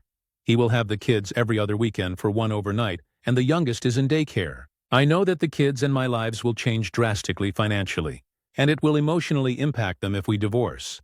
However, I just don't see how I can get back in relationship with him, knowing that we are still legally married, and he is out being intimate, and the woman is sending cards to our house about their intimacy. Comments. Commenter 1. File for divorce and go after everything you're entitled to. I guarantee you, if you give up what you're entitled to, you will regret it. If he wanted to work things out, he would not be seeing anyone else, and definitely not having sex with them. Yes, she sent that card to the house with bad intentions, but at least now you know. Reply. Technically, I'm entitled to half his business because it was started during our marriage. If I go after the business, then I don't know how I will get paid child support. I cannot afford our monthly bills if I do not get child support. Is it worth it to try and go after that? I was trying to let him have the Harley and the business in exchange for me not having to buy them out of our house. Our house is less than half a mile from the local schools. The kids are able to walk to and from school each day. Commenter 2. He is the bad guy. There is no such thing as a break when you are married. He just wanted the excuse to cheat without feeling guilty. He is a bad husband and a bad father. Get child support and he can watch the kids by himself on some weekends. Go grieve and find someone who isn't an actually shitty person after the ink is dry. Reply. He keeps telling me that he isn't cheating because he is single. I keep saying that we are still legally married, and he is not single also. The fact that this woman supposedly knows that we are married, live together and have 4 kids. Commenter 3. I would divorce his butt ASAP. But first I would act like I believe him and ask him to call the girl on speakerphone and brutally end it with no chance she will chase him. Reply. I hadn't thought of that. Just 2 days ago when he was trying to make plans about our future, I had asked if he was still talking to her. He said they were still in communication and that I had no right to tell him to stop because he is single and can do what he wants. I highly doubt that he will ever tell me who she is or voluntarily get on a call. Commenter 4. Real noble to volunteer for the role he's already playing. He is the bad guy. He's a cheater and a liar. I wouldn't care if he had to live in a cardboard box. Take everything you can get. Show no mercy. He can go live with his love. Reply. Part of me does want to be petty and go after everything that I can. I was trying to let him keep his business and his Harley motorcycle and exchange for him, taking no equity from our marital home. As much as I want to take him for everything, I also want to live in the house without having to pay any equity to him. It will have to be something that I talk to my lawyer about once I pay the retainer on Monday. I had consult with lawyers a few weeks ago, but never put a retainer down. Stories number 18. My influencer girlfriend isn't making money and I don't know how much longer I can keep carrying this. I'm 41 and my girlfriend is 34. We've been together for about 3 years now, living together for almost 2. When we met, she was already describing herself as an influencer. At the time, I didn't really understand what that meant in a practical sense, but she had a nice condo, a decent following on Instagram and TikTok, and she seemed to be making at least some money from brand deals and collaborations. I figured it was one of those modern jobs that was hard for people outside the loop to grasp. Like when your parents never understood what your job was but you paid your bills. So who cares? But over the last 2 years, the picture has gotten a lot clearer, and it's not pretty. She ended up renting out her condo and moving in with me because she couldn't keep up with the mortgage. She spun it as a temporary step while her business got back on track. She said the condo rental income would cover her loan, and living with me would give her more financial breathing room to really dive into content creation. I thought, okay, fair enough. New businesses take time. I even liked the idea of helping her, because I've always been into photography and content creation as a hobby. She's photogenic. I enjoy shooting pictures. And it felt like something fun we could build together, except she doesn't actually do it. The first year she lived with me, she posted maybe 2 times a month, that's it. She made a couple $1,000s total. And those weren't even sponsored posts. Just some affiliate links and one random skincare collab that fizzled. Meanwhile, she constantly talked about how she had so much content to work with. And how the algorithm is the problem. I kept thinking, if the content is there, why aren't you posting? At the beginning of this year, I tried to give her a clear path. I told her, look, if you want to call this a career, you've got to treat it like a career. 1 post a week, minimum, by the end of the year. At least show me you can pull in the equivalent of minimum wage. That's not me being controlling. That's me setting the absolute lowest bar. A post a week isn't even that much compared to actual creators grinding out daily content. Now it's September. We have 3 months left in the year. She has averaged maybe 1 post per month. $0 earned, nothing in the pipeline. Whenever I bring it up, it turns into a fight. I'll ask her what she worked on during the day, and she'll say things like, well, I was brainstorming, or I was engaging with other creators. But there's nothing tangible to show for it. If I push harder, she flips it on me.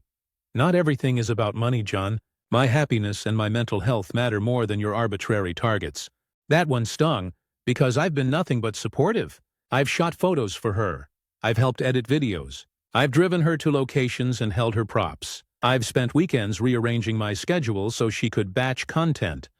And all of that would be fine if she was actually building something. But she's not. She'll do 1 shoot, sit on the content for weeks, and then randomly post 1 reel and disappear again. Meanwhile, her condo rental income is covering her mortgage, but she contributes almost nothing to our day-to-day living. I cover the mortgage on my house, the utilities, groceries, date nights. She'll chip in here and there with a grocery run or a dinner, but it's pocket change compared to what I shoulder, and I wouldn't even care if I saw effort. If I saw her grinding, hustling, treating this like the job she swears it is. But she doesn't. And here's where I'm stuck. I gave her a year. I said, 2024 is your year. Prove it to me by the end of December. We're almost at the finish line and nothing has changed. My gut tells me it's not going to change. I'm torn between 2 options. Option 1. I let her coast until the end of the year like I promised, even though I know the outcome already. Option 2. I pull the plug now, tell her it's not working, and ask her to move out. Maybe go live with her parents for a while until she gets a real job. The thing is, I care about her. She's funny, charming, gorgeous, and when she's on, she's one of the most fun people I've ever been around. But living with her day to day? It feels like living with a teenager who keeps saying she's going to clean her room and then never does. She'll spend hours scrolling through TikTok for research, then tell me she was too drained to film her own video. She'll promise me, next week I'll batch 3 posts, then go 2 weeks without posting anything. It's gotten to the point where I dread asking her how her day was, because I already know the answer. Vague hand-waving, defensive attitude, or worse, her turning it back on me, like I'm being some cruel capitalist for expecting her to work. The irony is that I've always been her biggest cheerleader. I genuinely believed she could make it. She's beautiful, she's charismatic. She has the tools, I thought, with some structure and a little push, she'd start to find her groove. But here we are, and the only groove she's in is on my couch, scrolling on her phone. I'm starting to feel resentful. I didn't sign up to be someone's dad. I didn't sign up to bankroll someone's half-hearted dream indefinitely. And I hate that it's come to this, because it makes me feel like the bad guy for setting basic expectations. Part of me wonders if I'm being too harsh. Maybe she really is struggling with her mental health. Maybe my minimum wage comment was unfair. But another part of me is screaming, you're 34 years old. You can't just not work forever.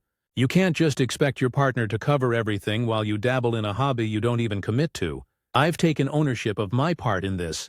I enabled it because I thought it would pay off. I wanted to believe in her dream. I wanted to be the supportive boyfriend who helped her succeed. But I can't ignore the fact that it's been 2 years of nothing. So now I'm here, writing this, because I honestly don't know what the right move is. Do I give her the last 3 months and let it play out even though I already know the result? Or do I rip the band-aid off now and tell her it's time to move out and figure her life out somewhere else? I keep asking myself, if the roles were reversed, if I had quit my job to chase a dream and produced nothing for 2 years, would she still be here supporting me? Or would she have walked away months ago? So I wasn't planning on updating, but a lot has happened since I wrote that first post. I read through most of the comments, and while some of them were harsh, they gave me a reality check that I probably needed. I realized I've been doing mental gymnastics for months, if not years, to justify things that really don't make sense. It's like when you keep telling yourself you'll go to the gym next week, and then it's 6 months later and you've still got the same excuses. That's kind of where my girlfriend was. Except the excuses were about her career, and I was the one paying for the membership she never used. A few nights ago, I decided I needed to actually talk to her instead of dancing around it. We had just finished dinner. I grilled chicken and vegetables while she sat on the couch watching reels, which is pretty much our routine. After we ate, I asked her if we could talk. She got that look immediately. You know when someone tenses up because they know where the conversation is going? She even sighed and said, "Is this about my posts again?" I told her, yeah, it kind of is, but it's also about more than that. I reminded her about the promise I made at the beginning of the year, that she'd treat this like a real job, with measurable effort, and that if it wasn't working by the end of the year, we'd need to rethink things. I said, "It's almost October. You've made zero money. You've barely posted. What's the plan here?" She rolled her eyes and said I was being dramatic, that some influencers take years to break through. I asked her, "But what have you been doing with those years? Because from where I'm standing, it looks like scrolling and waiting for inspiration to hit." She got defensive and told me I don't understand how hard it is to create content, that it's not like punching a clock at an office. She said I was trying to force her into some 9-to-5 box, and that's not the kind of life she wants. I told her I don't care if it's a 9-to-5 or a 2-to-10 or whatever, but there has to be consistency and effort, I said. You can't call yourself a content creator if you don't actually create content. That's like me calling myself a writer because I bought a notebook. She didn't like that one. Things escalated. She accused me of not supporting her, of trying to control her, of only caring about money. She said I was making her feel like a failure. I tried to explain that I'm not the one making her a failure. Her lack of effort is, and that broke something between us. She got really quiet, almost cold, and said, "Maybe I should just go stay at my parents' house, since you clearly don't believe in me." That caught me off guard because I wasn't telling her to leave right then, but I also wasn't going to backtrack. I told her, "If that's what you need, maybe that's for the best. But I can't keep carrying this if you're not willing to even meet me halfway." She stormed off to the bedroom, slammed the door, and we didn't talk the rest of the night. The next morning, she was oddly calm. She said she thought about it, and maybe she should go stay with her mom for a little while, to reset. I told her that might be a good idea, and we could figure out where we stand after some space. By Friday, she had packed up a few bags and left. Here's the weird part. Since she left, I've felt lighter. The house is quieter, sure, but I don't feel like I'm walking on eggshells anymore. I don't feel that pit in my stomach when I come home from work, wondering if she's going to have actually done anything that day, or if it'll be another excuse about mental health and protecting her happiness. I actually sat on the couch Saturday night, watched a football game, and realized I hadn't had to argue or defend myself once all day. She texted me yesterday saying she misses me and that she hopes I'll give her another chance to prove herself. She even said she's planning to post 3 times this week and wants to show me she's serious. But honestly, I don't even know if I care at this point. I feel like the spell has worn off. For 2 years I told myself she was just about to get going, and now I see that she never really was. What's also been eye-opening is that some of my friends, who I thought didn't really pay much attention to my relationship, have pulled me aside and said, "Yeah, man, we kind of wondered why you were putting up with that." One of them even said, "She's gorgeous, sure, but you looked exhausted every time you talked about her." That hit me, because I didn't realize how much of myself I'd been pouring out while she just kept taking. So I don't know if this is the official end, but it feels like we've hit a turning point. I told her we'd talk again at the end of the week, but in my heart I think I already know. I'm not interested in babysitting someone's half-hearted dream. I want a partner, not a dependent, and honestly, I think I'm finally ready to admit she's not it. Final update. I didn't think I'd be back here again, but a lot has happened in the last few weeks, and it feels like the end of a chapter. I've officially made a decision, and I guess writing this out is my way of processing it. So, after my girlfriend, let's call her Erica, left to stay with her mom, things were quiet. At first, she texted me constantly, little things like, "Good morning, babe," or "Thinking about you," along with promises that she was working on content. She even sent me a couple of drafts of Instagram reels she was editing. I'll give her credit. For the first time in months, she actually seemed like she was trying. But every conversation between us circled back to the same tension. I didn't trust the effort would last, and she felt like I was hovering, waiting for her to fail. About a week into her staying at her mom's, I drove over to pick up a few of my things. She had accidentally packed chargers, headphones, etc. I ended up talking with her mom, Linda, in the kitchen for a good 30 minutes. Linda is one of those women who is blunt, but not unkind, and she basically said, "I love my daughter, but I've told her the same thing you're saying at some point. A dream has to be backed up with work." Hearing her mom admit she was frustrated too made me feel less crazy. When I went back to my car, I sat there for a good 10 minutes just staring at the steering wheel. I realized I'd been carrying around this guilt, like I was some sort of villain for not wanting to bankroll someone's endless hobby. But if even her own mother, who loves her unconditionally, is tired of the excuses, then maybe the problem really isn't me. The following week, Erica and I agreed to meet for dinner at a diner halfway between our places. She showed up in this oversized hoodie, no makeup, hair in a messy bun. Very different from the always-on-brand version of herself I was used to seeing. It almost felt like she was trying to play the part of someone who was humbled. She said she'd been reflecting a lot and realized she had been lazy. She admitted she'd leaned too hard on me financially and emotionally. She promised she'd start applying for part-time jobs to supplement her influencing while she kept building her brand. I'll be real. A part of me softened hearing that, because when you care about someone, you want to believe them? I told her that sounded good, but actions were going to matter more than words. She nodded and said she understood. Fast forward 2 weeks. She posted twice. Both were half-baked, blurry mirror selfies with generic captions like, "Protect your peace." No job applications, no real effort. When I asked her about it, she said she didn't want to waste her energy working in retail or food service because it would drain her creativity. That was it for me. That night, I wrote out everything I'd been feeling in a notebook because I didn't want to chicken out or get sidetracked. I went over to her mom's house the next evening, sat her down, and read the letter out loud. I told her I loved her, but I couldn't keep living like her safety net while she floated through life. I said she deserved someone who believed in her dream unconditionally, and I deserved someone who was a partner in building a future, she cried. Told me I was cruel, asked if I ever even believed in her at all. I told her I did. But believing doesn't pay the bills, and at some point, it isn't about belief. It's about work. We broke up that night. The drive home was rough. I kept thinking about the good times, our first road trip, the goofy way she used to dance around the kitchen, the early days when it felt like we were a team. But I also felt this weird undercurrent of relief, like I'd finally put down a weight I'd been carrying for too long. It's been about 3 weeks since then. Erica has me blocked on everything except email. And the only email she sent was a long rant about how I'll regret this when she blows up. And I'm just another ex who doubted her. Maybe she will blow up. Who knows? Stranger things have happened. But even if she does, I don't regret leaving. I've been focusing on myself again. Actually going to the gym consistently. Reconnecting with friends I drifted from. Even considering signing up for a photography class instead of just dabbling on my own.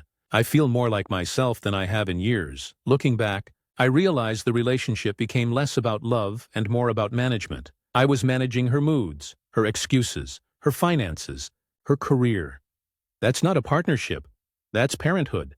And I don't want to be someone's dad. I want to be someone's equal, so yeah, that's where it ends. Erica's off chasing her dream. I'm moving forward with my life. No hard feelings. No desire for revenge or drama, just closure. Stories number 19. My name's Jason. I'm 37. When I look in the mirror now, I almost don't recognize the man staring back. My beard's patchier than it used to be. My eyes are sunken, and there's this permanent grayness under my skin that no shower or nap can wash away. But on the outside, to everyone else, I'm still the same guy I've always been. The one cracking jokes at barbecues. The one who shows up with beer for the game. The one who's always fine when people ask how I'm doing. That's the thing about secrets. They let you keep playing the part even when everything inside you is unraveling. I've known for months now. I have esophageal cancer. It's in my lungs. It's in my stomach. The doctor at St. Luke's, Dr. Meredith Clark, a woman who has probably given this speech 1,000 times but still looked at me with eyes full of softness, told me there wasn't much they could do. She used words like aggressive and invasive and palliative. They were all words I never thought would apply to me. I remember nodding and signing forms with a shaking hand, but the whole time it felt like I was floating above myself, watching someone else's nightmare. I walked out of that appointment and went straight to the pier. It was raining, one of those soft Seattle rains that just soaks you slowly without you realizing. I leaned on the railing, lit a cigarette, and stared at the water until my fingers were numb. That's when it hit me. Nobody knows. Nobody but me and Dr. Clark. And for some reason, I decided to keep it that way. At first, it was a practical decision, I thought. I'll tell them once I have the words. But the words never came. Instead, I fell into this rhythm of pretending. My sister Megan still calls every Sunday to ask if I'm coming to family dinner. I still go. We still sit around her kitchen island with her husband Brian and their 2 kids, Lily and Jack. And we laugh about dumb stuff like Brian's fantasy football team or Jack's science fair project. I sit there and laugh. Even when swallowing water feels like swallowing glass. My best friend Aaron still texts me every Thursday, "Bar tonight?" And I still go. We sit in our usual booth at McGinty's, the one near the jukebox, and we drink cheap beer while talking about old high school stories. He still smokes weed out back and passes it to me like we're 19 again, and I take it, because that's who we've always been. He has no idea that I'm coughing up blood in the bathroom between rounds. I tell myself I'm protecting them. Protecting Megan from crying in her kitchen. Protecting Aaron from the awkward silence that would come if he knew this was one of the last times we'd do this. But if I'm honest, I think I'm protecting myself, because once you say it out loud, once you make it real for other people, you can't go back to being normal. You become the sick one, the guy people whisper about when you leave the room, the guy who gets pity instead of punchlines. I don't want that. Not yet. The truth is, every day is getting harder. Eating is almost impossible. Sleep comes in short, painful bursts. I keep losing weight. I've started wearing baggier hoodies so people don't notice how much my frame has shrunk. My apartment looks like a hospice room now. Bottles of pills lined up on the counter, ginger tea, heating pads. But when people come over, I shove everything into a drawer and light a candle. Like I'm just tidying up, sometimes late at night. I sit on my balcony and think about telling Megan. I picture her face falling, her voice cracking. I picture Aaron slamming his beer down and telling me to fight it, to try some experimental treatment, to move in with him so he can take care of me. I picture Lily and Jack looking at me differently, afraid to hug me too hard, afraid I'll break. And every time I imagine it, I just can't. I light another cigarette instead, and let the thought drift away with the smoke. People probably think I'm selfish. They're probably right. It's selfish to deny your loved ones the chance to say goodbye properly, to prepare. It's selfish to keep them in the dark. But these last months, sitting at family dinners, going to bars, watching Sunday football with my dad, laughing with Megan's kids, those moments feel pure, untainted. They don't look at me like a dying man. They look at me like me, and I need that. There are tiny cracks in the facade, though. Megan keeps asking why I don't eat much anymore. Aaron teased me about losing weight, but then stopped when he realized I wasn't laughing. My dad asked me last week if I was okay because I looked worn out. I told him work was stressful. He nodded, but I saw the worry in his eyes. The lie is wearing thin. Sometimes when the pain is bad, I imagine just blurting it out at Sunday dinner over mashed potatoes, or in the middle of McGinty's with a beer in my hand. "Hey everyone, just so you know, I'm dying." I imagine the silence, the tears, the awkwardness. Then I imagine Megan grabbing my hand, Aaron clapping my back, my dad calling me son in that voice he only uses when he's scared. And a small part of me wonders if that would be a relief, if carrying this alone is actually heavier than the grief I'm trying to shield them from. But for now, I keep quiet. I keep showing up. I keep laughing at Brian's dumb jokes and listening to Aaron complain about his boss. I keep taking pictures of Lily's drawings and telling her she's going to be famous someday. I keep walking out of Dr. Clark's office with another prescription and shoving it into a drawer. I don't know how much longer I can keep the secret. The pain is worse. The exhaustion is constant. But when I'm sitting at Megan's kitchen island, Lily on one side and Jack on the other, laughing at a silly TikTok, I feel like myself. Not a patient, not a dying man, just Jason. And for a little while, that's enough. Maybe one day soon I'll find the words. Maybe I'll sit everyone down and tell them. Maybe I'll cry with them and let them help me.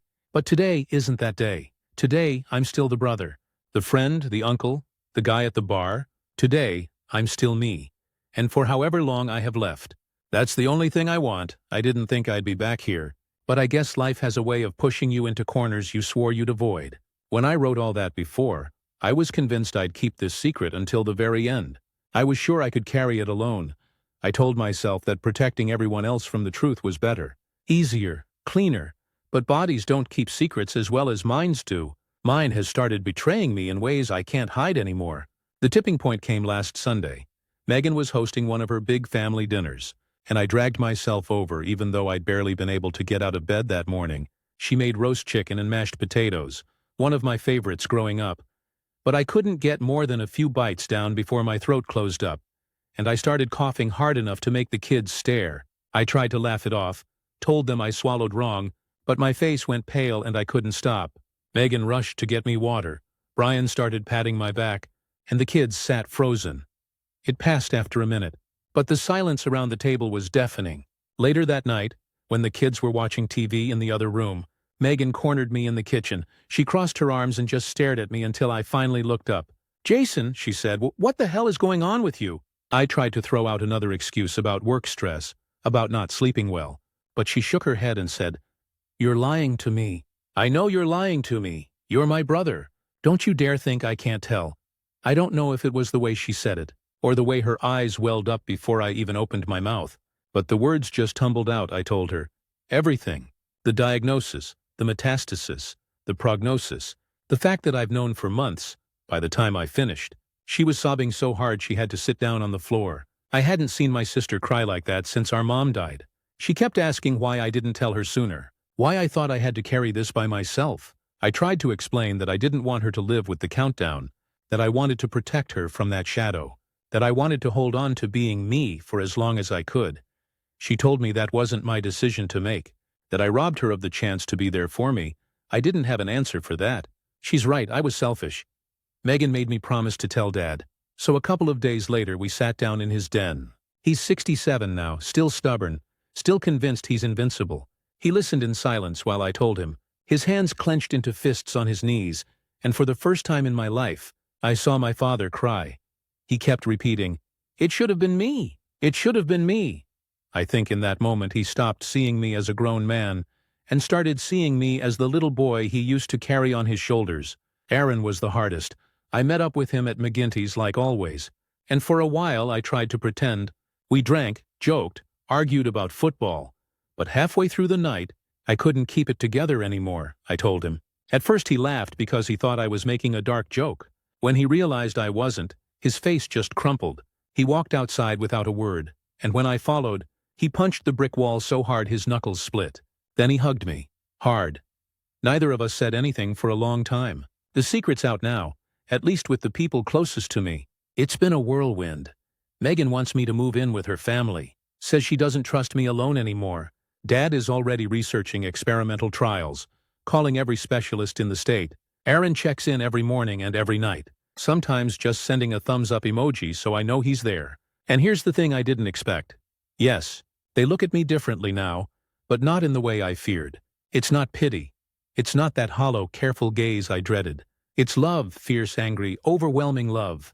Megan squeezes my hand at random moments like she's anchoring me to the earth. Dad calls me son more than he ever has in his life. Aaron sits with me in silence. No need for jokes, just steady presence. Do I regret waiting so long to tell them? Yes and no. Part of me wishes I'd been honest from the start, spared them the shock. But another part of me is grateful for those months of normalcy. Those dinners, those bar nights, those Sundays. They were untouched, uncolored by the shadow of cancer.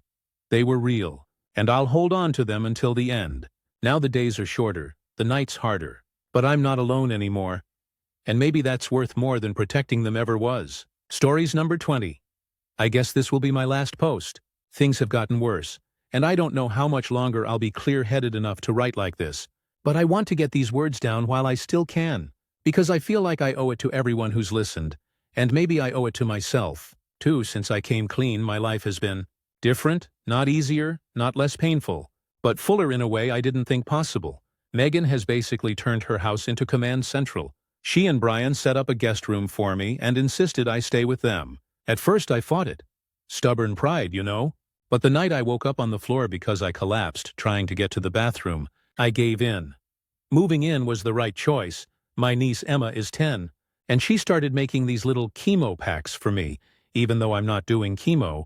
It's just a backpack she fills with random stuff she thinks will make Uncle Jason feel better. Sometimes it's Skittles. Sometimes it's a drawing of me as a superhero. Sometimes it's just a note that says, "I love you." She has no idea how much those mean to me. Dad is Dad. He still spends hours online, printing out articles about trials in other states, natural remedies, anything that could give me another month. I told him I was done with hospitals, that I want to be here, with them, not in sterile rooms hooked up to machines. He didn't take it well, but eventually he sat down, held my hand and whispered, "Okay, son, we'll do it your way." That was the first time I realized he's not trying to fix me anymore. He's just trying to hold on to me while he can. Aaron is my rock.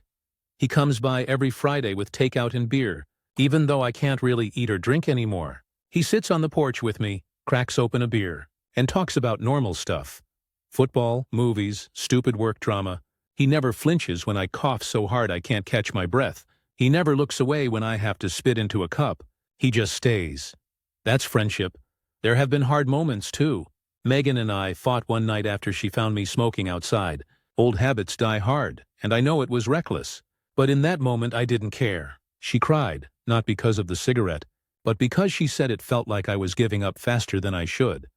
We didn't talk for hours. But later she climbed into the chair beside my bed and fell asleep holding my arm. Neither of us apologized, but we didn't need to. The truth is, I am giving up. Or maybe it's not giving up. Maybe it's just accepting what's coming. I don't have the energy to fight anymore. My body is tired. My chest feels like it's carrying bricks. And most days I can barely get down broth or tea. The pain is constant. But the meds dull it enough that I can still talk. Still laugh sometimes. A few weeks ago, Megan organized a small living wake for me. I didn't want one at first. It felt morbid. But it turned out to be one of the best nights of my life. Family, close friends, even some co-workers showed up. We sat in Megan's backyard under string lights, drank wine, told stories, and laughed until my ribs ached. Nobody pretended I wasn't dying. Nobody tiptoed around it. They just loved me out loud. I've been writing letters too. One for Megan, thanking her for being my other half since the day I was born. One for Dad, telling him that even though he wasn't perfect, he was exactly the dad I needed. One for Aaron, reminding him that loyalty like his is once in a lifetime. And one for Emma, so she never forgets her Uncle Jason thought she hung the moon. I don't know how many days I have left, but I know they're numbered. For the first time, though, I'm not afraid. I was terrified before. Terrified of them seeing me weak. Terrified of pity. Terrified of the look in their eyes. But now I see it differently. They don't look at me with pity. They look at me with love. Fierce, stubborn, sometimes overwhelming love. And that's not a burden. That's a gift. If anyone reading this is carrying a secret like mine, don't wait too long. The truth hurts, yes, but silence hurts more. You think you're protecting the people you love, but really you're robbing them of the chance to love you fully in the time you have left. I'm ready to go when it's time, and I'll go knowing I was loved, that I mattered, and that I wasn't alone. Honestly, I can't ask for much more than that. Stories number 21. My neighbor claims the hidden collectibles I found in my house belong to their family, but I'm not sure what to do when I bought my house. I thought the most interesting thing I'd discover would be what color the previous owners decided to paint the closets, or how much junk they left in the attic. I never expected to stumble across something that feels like it belongs in a movie. The house itself is an older colonial in upstate New York. It's got charm, but also that slight creakiness that comes with age. I closed on it a few months ago, and the sellers were a retired couple who had already downsized to Florida. The deal went through without drama. I had a home inspection, read the disclosures, went through all the normal paperwork. Nothing out of the ordinary. About 3 weeks after moving in, I decided to start tackling the basement. It's large but unfinished, and my plan was to eventually make part of it into a home gym and maybe some storage. As I was shifting some shelving that had been bolted into the concrete wall, I noticed a seam. At first, I thought it was just cracked drywall or sloppy patchwork, but after poking at it, I realized it wasn't drywall at all. It was a false wall. I can't describe the adrenaline that hit me. There's something about finding something hidden that makes you feel like you've stepped out of your own life for a minute. With some effort, I managed to pry it open. Behind it was a narrow doorway that led into a room I hadn't seen in the blueprints or during the walkthrough. The space wasn't big, but what was inside made my jaw drop. Shelves lined with display cases, a chest tucked into the corner, a dusty table covered in protective cloths. And inside, rare coins, vintage watches, old paintings stacked against the wall. It looked like someone's private collection, carefully hidden away. Not just random junk. These were things with real value. I don't know everything about collectibles, but even I could tell this wasn't a basement flea market stash. Some of the watches had brands I recognized: Rolex, Omega. The coins looked antique. The art pieces were harder to place, but the frames alone looked expensive. For a couple of days, I kept the discovery to myself. I didn't touch much except to carefully peek at a few pieces. The whole time I felt this weird mix of giddiness and guilt. I mean, legally speaking, when you buy a house, you buy everything in it unless otherwise specified. The sellers hadn't mentioned this room, and nothing about it was in the contract. So technically, by law, it was mine still. It felt surreal, like I was holding someone else's secret. Eventually, I made the mistake of telling my neighbor, Karen Mitchell. She's lived next door for over 20 years and was friendly when I moved in, bringing over cookies and filling me in on the neighborhood gossip. When I mentioned the hidden room in casual conversation, her face changed instantly. She asked me what I'd found inside. I was vague at first, but she kept pressing. So I admitted there were collectibles. That's when she dropped a bomb. According to her, the collection belonged to her late uncle who lived in my house decades ago. She claimed that he had a stash of valuables he was known for hiding away, and that the family had always wondered what happened to it after he passed. She told me point blank that the items I'd found were her family's property, lost for years, and that she wanted them returned. I froze. On one hand, her story sounded plausible. The house is old, and her family has been in the area for generations. On the other hand, there's zero documentation, no inventory list, no police report, no note in the deed or sale. Nothing, just her word. I checked my paperwork again. The title, the deed, the disclosures. Everything was clean. The sellers, the couple who moved to Florida, had owned the place for nearly 30 years, and there was nothing about any storage, safes, or hidden collections. By every legal measure, the house and everything in it belongs to me now. But here's where it gets tricky. Karen has started bringing it up more and more. First, it was subtle. It would mean a lot to my family if you did the right thing. Then it turned into guilt tripping. Those items have sentimental value. My uncle wanted them kept in the family. And now it's edging into borderline threatening. You wouldn't want word getting around that you're keeping stolen property, would you? That last part rattled me, because again, legally it's not stolen, but morally, that's where I'm torn. Do I really want to be the guy who finds a hidden treasure and just shrugs off a neighbor who insists it belongs to her family? Would keeping it make me some sort of opportunistic jerk? Or am I just supposed to hand over potentially tens of thousands of dollars in collectibles on nothing more than a verbal claim, with no proof whatsoever? The kicker is, I actually like Karen and her husband, Dave.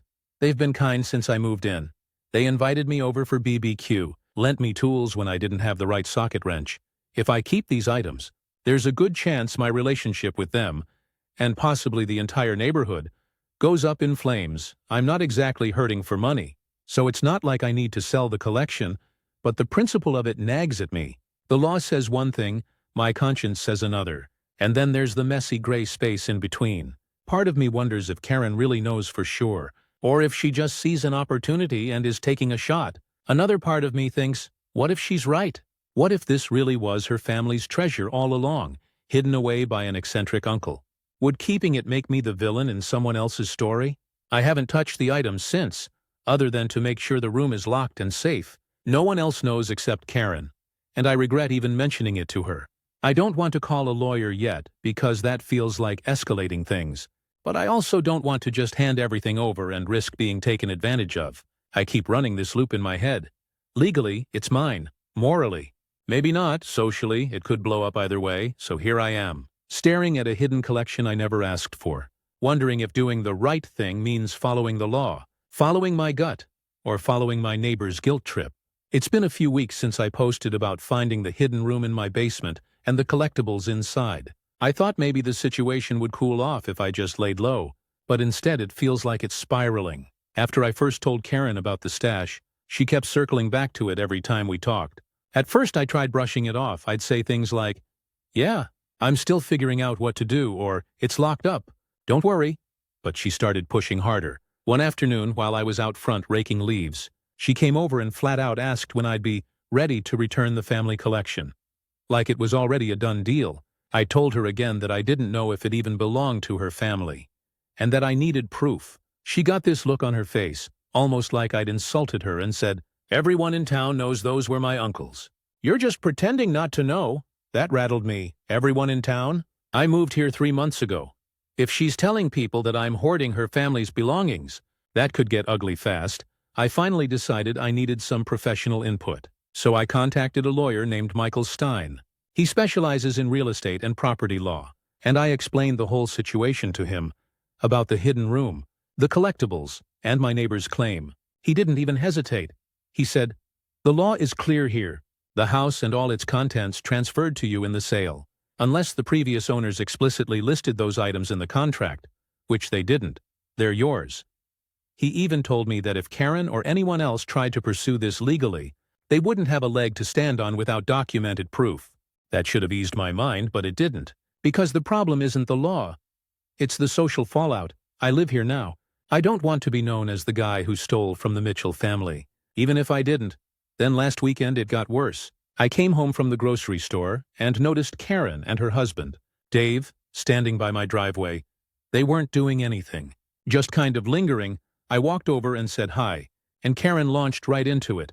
She said she'd been talking to her cousins, and they all agreed the collection should be returned. I asked her if she had any proof that her uncle owned the items. Photos, receipts, appraisals, literally anything, she said. "We don't need proof. It's common knowledge in the family. He was a collector. Everyone knew about his stash." I told her again that without proof, I couldn't just hand over valuable property. At that point, Dave chimed in for the first time. He said something like, "Look, man, it's not worth making enemies out here. Just do the right thing before things get ugly." That's when I got mad. I told them both that threatening me wasn't going to change anything, and that if they kept harassing me about it, I'd involve the police. They didn't like that at all. Karen scoffed and said, "Fine, we'll see what the police think about you keeping stolen property." So now I'm in this weird standoff. My lawyer says I have nothing to worry about legally, but my gut tells me this isn't going away. I've even started worrying about the safety of the collection itself. If Karen is really telling her extended family about it, what's stopping someone from trying to break into my basement? It's a small town. Word travels fast, and not always in a good way. I ended up buying a heavy-duty safe and moving the smaller valuables into it. The bigger stuff, like the art pieces, I left in the hidden room for now. I also installed a couple of security cameras around the property. It feels paranoid, but honestly, the tension has me on edge. Here's the other twist.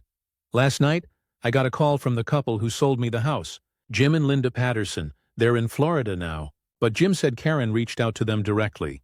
Apparently, she told them I was holding on to family heirlooms that should have been returned to the neighborhood.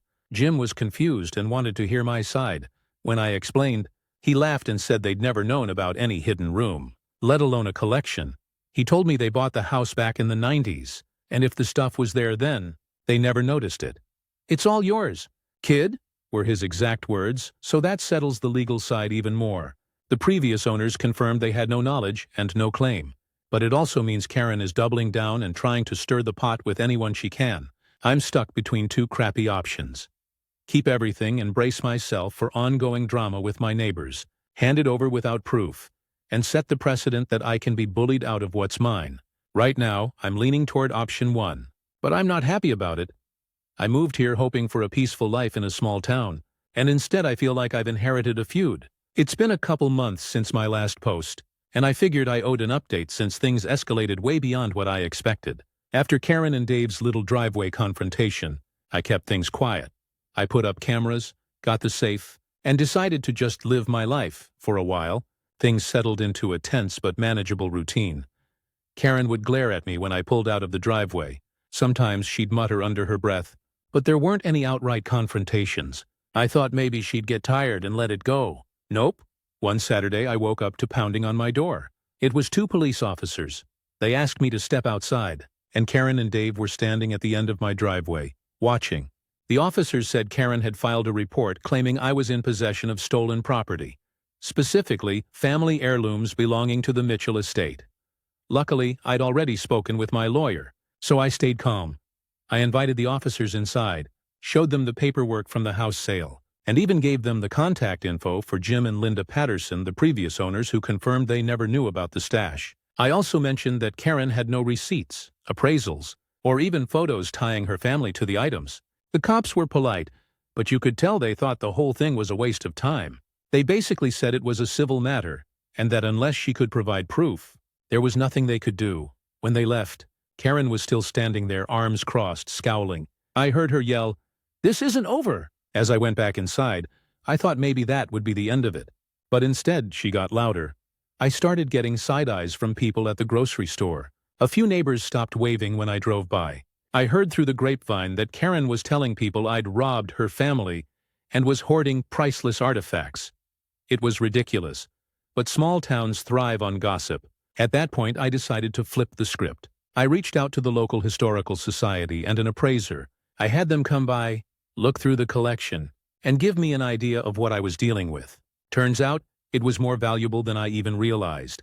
The coin collection alone was worth tens of thousands, and some of the watches were rare vintage pieces. The art was a mixed bag, nothing museum-worthy, but some mid-century pieces with real value. The Historical Society was fascinated, especially by the coins. They said they'd love to display part of the collection if I was willing to loan or donate. That gave me an idea. I ended up loaning a portion of the coins and one of the watches for a public exhibit. The Historical Society even put out a press release about the hidden treasure discovered in a local home. They credited me by name as the homeowner who found and preserved it. That move basically destroyed Karen's campaign against me. Once the story was in the paper, people saw me as the guy who'd uncovered something cool and shared it with the community.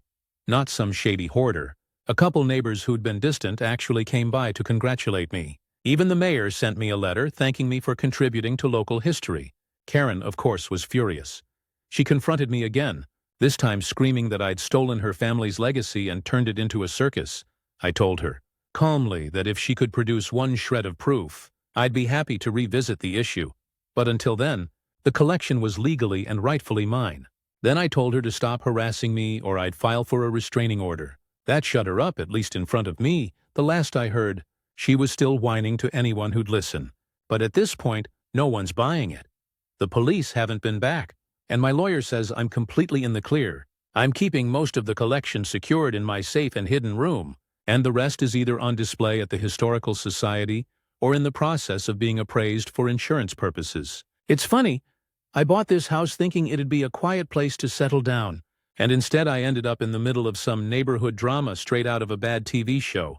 But honestly, I'm glad I stood my ground. If I'd given in, I'd be out a fortune and probably still dealing with Karen's nonsense anyway. At least now, the community sees me in a positive light, and the collection is safe where it belongs, with the guy who actually owns the house. So yeah, final verdict. I kept the collectibles. I protected myself legally, shut down the harassment, and even turned part of the situation into something good for the town.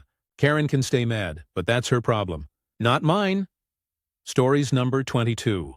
My job at a fast food chain turned me into the Robin Hood of fries. I never thought I'd be the kind of guy who takes pride in working at a fast food counter. But here we are. I'm 19, my name's Ethan, and I work at a McDonald's in a mid-sized town in Ohio. And if you've ever ordered fries from our store and wondered why they were overflowing, well, that was me. I'm basically Robin Hood, but with fries, nuggets, and soft serve. When I first started this job last year, I was like every other new hire, nervous, trying to do everything by the book. My manager, Jeff, a guy in his 40s with the energy of a burned-out middle school gym teacher, drilled it into us. One level scoop of fries, no more no less. Corporate measures waste. Waste costs us money. Waste costs you hours. He made it sound like overfilling a fry box would personally bankrupt Ronald McDonald himself. But after a couple weeks on the job, I started noticing something. People come in tired, stressed, sometimes straight up miserable. Parents juggling screaming kids. Nurses in scrubs at 11 p.m. after a long shift. Teenagers pooling crumpled dollar bills just to buy a small fry. And there I was, with the power to either give them exactly what they paid for or make their day just a little bit better. So one night I said screw it. I overfilled a medium fry until the cardboard almost split. When the kid at the counter opened the bag and saw it, he looked at me like I'd just handed him the keys to a Ferrari. That smile stuck with me. It was stupid, it was fries. But it mattered in that moment. After that, it became my thing, nuggets. I toss in extras. One time I counted 15 nuggets in a 9-piece box ice cream. I pack McFlurries so full the spoon barely fits, then bury them in Oreos until it looks like asphalt. A lady once asked for extra caramel in her sundae, and I basically turned it into caramel soup with a side of ice cream sauces.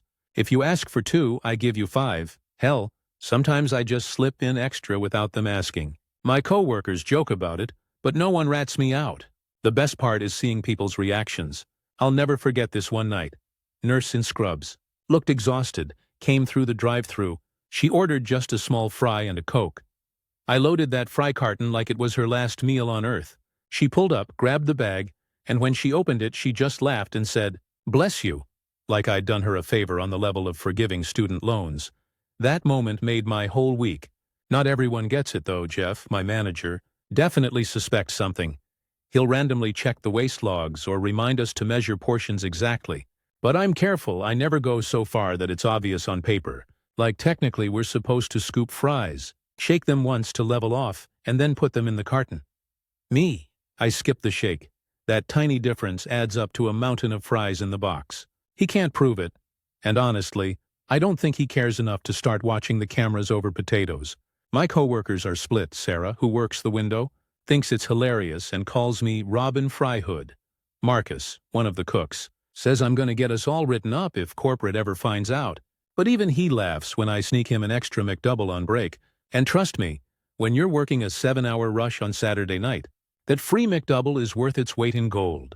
There have been a couple close calls though. One time, a regional supervisor came through for a surprise inspection. I didn't know who she was at first, just some woman ordering a small fry and a coffee. I loaded that fry box like usual, and Sarah gave me the side eye like, "Are you insane?" Sure enough, the woman pulls around, hands me a card with her name and title, and says she's in town doing audits. My stomach dropped, but then she smiled. She actually winked and said, "Best small fry I've ever gotten. Keep up the good work." I thought I was dreaming. Another time, some guy in his 20s ordered a 9-piece nugget, and I gave him 14. He came back inside 5 minutes later, slammed the box on the counter and said, "Yo, I ordered 9 and got 14. I thought I was about to get chewed out, but then he grinned and went, "You're a legend, bro. Respect." He gave me a fist bump and walked out like he'd just won the lottery. It's not always sunshine. Though, a couple weeks ago, Jeff pulled me aside. He didn't say outright that he knew, but he said, "Corporate keeps a close eye on food costs if anything looks off. They start cutting hours." That felt like a warning. And maybe he's right. Maybe in the big scheme, what I'm doing is dumb. A couple extra fries here, an extra nugget there. It adds up in the accounting system. But I can't help it. For me, it's about people. I've worked retail, I've done landscaping, I've had jobs where you're invisible.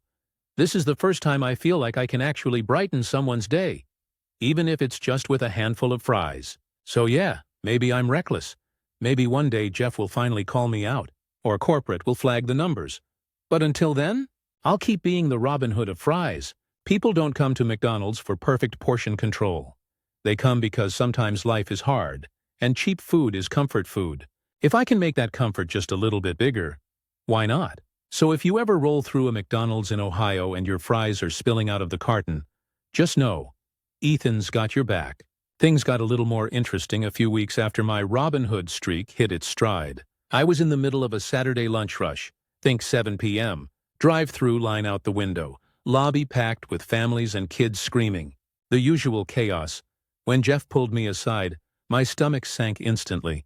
"Corporate's sending someone in next week for a surprise audit," he said, voice low. "They'll be looking at everything. Waste logs, inventory, everything. You might want to, keep things by the book for a bit." I nodded, trying to act casual, but inside I was panicking. This was the first time the fun little game I'd been playing. Extra fries, extra nuggets. McFlurries drowning in toppings. Felt like it could blow up in my face. I even considered stopping just for a week, until the audit was done. But then I thought about the nurse from last week. The kid with the huge smile. The guy who fist bumped me over extra nuggets. I couldn't do it. I told myself I'd just be a little smarter, More subtle, no blatant 15-nugget overloads. No McFlurries that looked like lava pits. But even that night, I couldn't resist. Some elderly couple ordered a small fry and a chocolate shake. I overfilled that fry carton just slightly and drizzled an extra squirt of chocolate over their shake. The woman gasped, laughing like a little kid. I felt that familiar rush. It's dumb, I know, but seeing people's faces, priceless. The audit came the following Thursday. A woman named Dana, mid-30s, sharp hair pulled into a bun, clipboard in hand, walked in. And I swear she had X-ray vision. She started asking questions immediately. Walk me through your inventory process. How are fries portioned? Nuggets? McFlurries? My heart was hammering. I answered everything as calmly as I could, keeping my tone neutral, professional. I swear she was scrutinizing every move I made. And then it happened, during the lunch rush. She walked up to the drive-thru window and ordered a 9-piece nugget. I hesitated. My hands shook slightly as I scooped. Okay, I put in 12 nuggets. Just a tiny bit over, I tried to act natural. Sliding the bag across the counter, she opened it, looked at the nuggets, raised an eyebrow, and I braced for a lecture. But instead, she chuckled. Well, that's generous, she said. And then she winked. I couldn't tell if she was messing with me or if she genuinely appreciated it. But the tension in my chest released a little. After the audit, Dana pulled me aside. Ethan, I know exactly what you've been doing, she said quietly. My stomach dropped. I'm not saying you shouldn't be careful, but customers remember the little things. I'll admit. I've never had fries overflowing before, people notice. Don't get caught. I walked away feeling like I'd survived a high-stakes heist. Not only that, but Dana, the corporate auditor, essentially gave me tacit approval to keep doing my thing. Just, don't make it obvious in the logs. That weekend, Sarah and Marcus, my co-workers, pulled me aside. So corporate knows? Marcus asked, eyes wide. They're letting you get away with it? Apparently, I said, smirking. But don't push it too far. Small stuff only. The McFlurries are fine. The fries? Keep it subtle. We had a little meeting after that, Sarah said. Ethan, you're the hero people don't know they need. Just don't blow it for all of us, okay? It felt surreal. Me, a kid from Ohio, working at a fast food chain, suddenly had this weird unofficial title. Robin Hood of Fries. I've been doing it for months now, and people still light up when I hand them a little extra. Some even come back just to see if they get lucky with a little more fries than they expected. I've realized something. This isn't about defying Jeff or corporate or the rules. It's about people. Life's hard. People are stressed. If I can make their day just a little better, if I can give them that unexpected smile or laugh over overflowing fries, I've found my little corner of joy. So yeah, the tension with corporate still lingers. Jeff gives me side eyes sometimes, and I know he suspects, but for now, it's a game of skill and subtlety. I just hope I can keep it going for as long as possible. A few months later, the stakes got higher. I was still slipping in the extra fries and overflowing McFlurries whenever I could, but things started to feel different. Jeff had started hovering more, watching the prep line closely, muttering about inventory discrepancies and customer complaints, even though no one had actually complained. I could feel the tension in the air, and it wasn't just me. Sarah and Marcus looked nervous too. Then one night, during a particularly insane dinner rush, Dana from corporate walked in again. My stomach sank, I thought. Well, this is it. I'm about to get fired for 12 extra nuggets and a McFlurry volcano. She didn't even glance at me at first, just walked straight to the counter, observing everything like a hawk. When she finally approached, she leaned in and said quietly, Ethan, we need to talk after your shift. My hands were shaking the rest of the night, and I could barely focus. Every fry, every nugget felt like it might be my last act of rebellion. After the doors closed and the last customer left, she pulled me into the break room. Look, she said, sighing, I know what you've been doing, I've seen it. And honestly, it's brilliant. You've boosted customer satisfaction. People are coming back just because of you. But you're putting us in a tricky spot with inventory and waste reports. You need to dial it back, I blinked. Wait, you're not mad? She shook her head. Mad? No. But you need boundaries. You've got a talent for making people happy. But if this goes too far, corporate will see it as fraud. And Jeff will have a field day. You're walking a tightrope. Ethan, relieved but a little deflated, I nodded. I knew I couldn't just go back to pouring 15 nuggets into a 9-piece box, or turning fries into literal towers. But maybe, just maybe, there was a middle ground. Over the next few weeks, I adjusted. I kept the Robin Hood spirit alive, but in a more subtle way. I'd add 1 or 2 extra fries here, drizzle a little more sauce there, and make McFlurries just a tiny bit fuller. Enough to make people smile without triggering inventory alarms, customers noticed. Sarah even told me a woman from last week came in just to say thanks for the amazing McFlurry experience. The best part? Jeff stopped giving me side eyes. Dana even gave me a little nod one afternoon like we were sharing a secret. The team had my back too. Sarah and Marcus were quietly covering for me, making sure things ran smoothly and no one in management caught on. By the end of the year, something weird happened. Corporate quietly praised our location. Sales were up. Customer satisfaction scores were the highest in the district. No one ever officially called me out. I realized that my little Robin Hood adventures hadn't just been about extra fries. They'd been about creating joy in tiny, unexpected ways. Now people still come in hoping for the little extra. I smile, hand them the fries, the McFlurry, maybe a nugget or 2 on top, and watch their faces light up. I've learned that sometimes bending the rules isn't about being rebellious. It's about seeing what really matters. And in the fast-paced chaos of a fast food chain, that's a lot of smiles for just a little extra effort. Stories number 23. Tifu. By telling my sister her kid isn't special, so, yeah. Title pretty much says it all, but oh boy, it's way more complicated. And uglier than it looks. Throwaway. Because my family knows my main, and I'm not ready for them to find this. The setup I, 29M, have a sister, Katie, 34F. Katie has always been intense. She's the type who gets really into things. In high school, she was the theater kid who wore a feather boa to algebra. In college, she was the activist who chained herself to a tree during a protest. As an adult, her new obsession is motherhood. She has 1 son, Liam, S6M. And when I say she is obsessed, I mean this kid is her entire personality. Every conversation with her circles back to Liam. Every social media post is about Liam. She refers to herself not as Katie anymore, but as Liam's mom. Now, don't get me wrong, Liam is a great kid. He's funny, sweet, and he's my nephew, so of course I love him.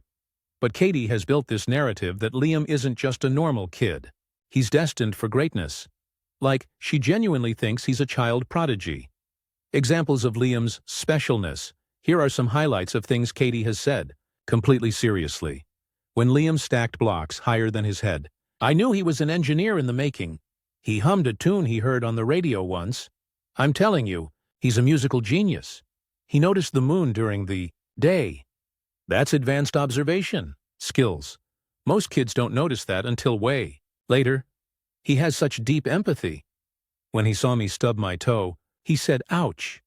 That's advanced emotional intelligence. It's gotten to the point where family gatherings are basically just Katie bragging about Liam's every breath. Christmas dinner? She reads us his journal entries. Scribbles. Birthday parties? She gives speeches about how Liam is the future of our family. It's exhausting. My boiling point last weekend was my mom's birthday. We had a family dinner at her house. Me, my girlfriend Katie, her husband Liam, and our parents. Things were going fine until Katie launched into a monologue about how Liam is probably gifted. Apparently, his kindergarten teacher told her he's bright, and Katie has decided this means he's basically Einstein. She's talking about getting him into special programs, hiring tutors, and how we all need to support his genius. Meanwhile, Liam is in the corner eating Play-Doh. I laughed. Not in a mean way, more like a reflex. But Katie turned to me, dead serious, and said, "Don't you think so? Don't you see how special he is?" And here's where I fuked up. The FUPI sighed and said, "Katie, he's a great kid, but he's not special. He's a normal 6-year-old. The room went silent. Katie's face crumpled like I'd just told her Santa wasn't real. My mom gasped. My dad muttered, "Oh, son," under his breath. My girlfriend kicked me under the table, but I wasn't done. Because apparently I've been bottling this up for years. I kept going. He's not a prodigy. He's not destined to be some genius. He's just a regular kid. And that's fine. But you need to stop acting like every crayon drawing is the next Mona Lisa. Katie burst into tears. Like, ugly sobbing. Her husband glared at me and said I was jealous because I don't have kids. My Mom started scolding me for crushing a mother's joy. Liam looked confused and asked if he did something wrong, which made me feel like absolute garbage. I tried to backpedal, saying I didn't mean Liam wasn't wonderful, just that Katie needs to chill with the constant Prodigy talk. But the damage was done. Katie grabbed Liam, said, "We're leaving," and stormed out. The aftermath. Now my phone is blowing up with family group texts. Half my relatives think I was cruel. The other half secretly agree with me but say I shouldn't have said it out loud. Katie isn't speaking to me. She blocked me on Facebook and Instagram. My mom says I owe her an apology because I attacked her as a mother. My dad says I should let it blow over. My girlfriend thinks I was right but that my delivery was brutal. And me, I feel like S. Because here's the thing, I do love Liam. I don't want him to ever feel like he's not amazing. But I also don't think it's healthy for Katie to put him on this pedestal. She's setting him up for a lifetime of pressure he can't possibly live up to. I don't think Liam isn't special. I think he's special because he's a normal, goofy, Play-Doh eating 6-year-old. But Katie can't see that. And now she thinks I hate her kid. So yeah. Tifu. By telling my sister her kid isn't special. Update. The fallout of telling my sister her kid isn't special. It's been a couple of weeks since my infamous "your kid isn't special" blunder, and things have only gotten messier. The fallout was way bigger than I expected. When I first posted, I figured Katie would be mad for a few days, maybe ice me out, then we'd awkwardly hug it out at the next family gathering. Oh no. Katie went nuclear. Radio silence to nuclear family group chat explosion. Right after the dinner, Katie blocked me on everything. No texts, no calls, no social media. But instead of just avoiding me, she apparently decided to turn this into her personal crusade. 3 days later, I wake up to a flood of notifications in our family group chat. Katie had dropped a multi-paragraph essay about how I attacked her child and humiliated her as a mother. She said she'd never felt so disrespected in her life and that she couldn't believe her own brother would be so cruel. She ended it with, "If you can't support me and my son, then maybe you shouldn't be part of his life at all." Cue my mom responding with, "Katie, please, don't say that. Let's not make this worse." Cue my dad with the classic, "Everyone calm down." Cue my aunt, who loves drama, chiming in like, "Well, OP does have a history of being blunt, so now the entire extended family is involved." Half are basically walking on eggshells because they don't want to piss Katie off, and the other half are quietly texting me things like, "Honestly, you're not wrong, but you should have kept it to yourself." My attempted apology. That backfired. Felt like a monster after that group chat meltdown. So I wrote Katie a long private message. I said I was sorry for the way I said what I said. I didn't mean to insult Liam.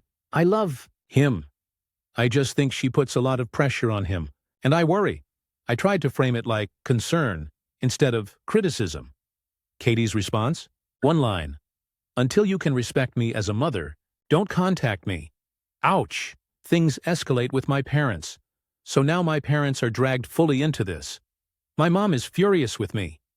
She called and basically said, "Do you realize how fragile Katie has been since having Liam? Do you realize how hard motherhood is for her?" She went on a whole rant about how I've never known sacrifice because I don't have kids, and how I undermined her in front of everyone. Meanwhile, my dad, bless his soul, is more chill but still thinks I should have kept my mouth shut. His take: "You can think it, but you don't have to say it. Especially not at the dinner table." So now, every time I talk to my parents, it turns into a lecture about how I need to fix this. The unexpected allies, here's the kicker. Katie's husband, who I thought hated me after the dinner, actually reached out. He called me late at night, which never happens, and said, "Look, man, I don't agree with how you said it, but you're not wrong." Apparently, he's exhausted too. He told me Katie spends hours Googling gifted child signs and comparing Liam to famous child prodigies. She's already pushing for private testing, enrichment programs, and saving up for some prestigious academy. He admitted he's worried that Liam will crack under all this pressure, but he feels like he can't say anything without Katie accusing him of not believing in their son. So yeah, I'm not alone. But it doesn't really make me feel better, because now I know Katie's obsession isn't just annoying, it's affecting her marriage too. How Liam reacted. And why I feel worse. The part that really haunts me is Liam. A week after everything blew up, I saw him at my parents' house. Katie dropped him off for babysitting. He came up to me really shy and asked, "Uncle OP, am I in trouble?" I felt like someone had punched me in the stomach. I got down to his level and told him no. He wasn't in trouble, that I loved him, and that he's awesome just the way he is. He seemed okay after that, but the fact that he even had to ask, man, that messed me up.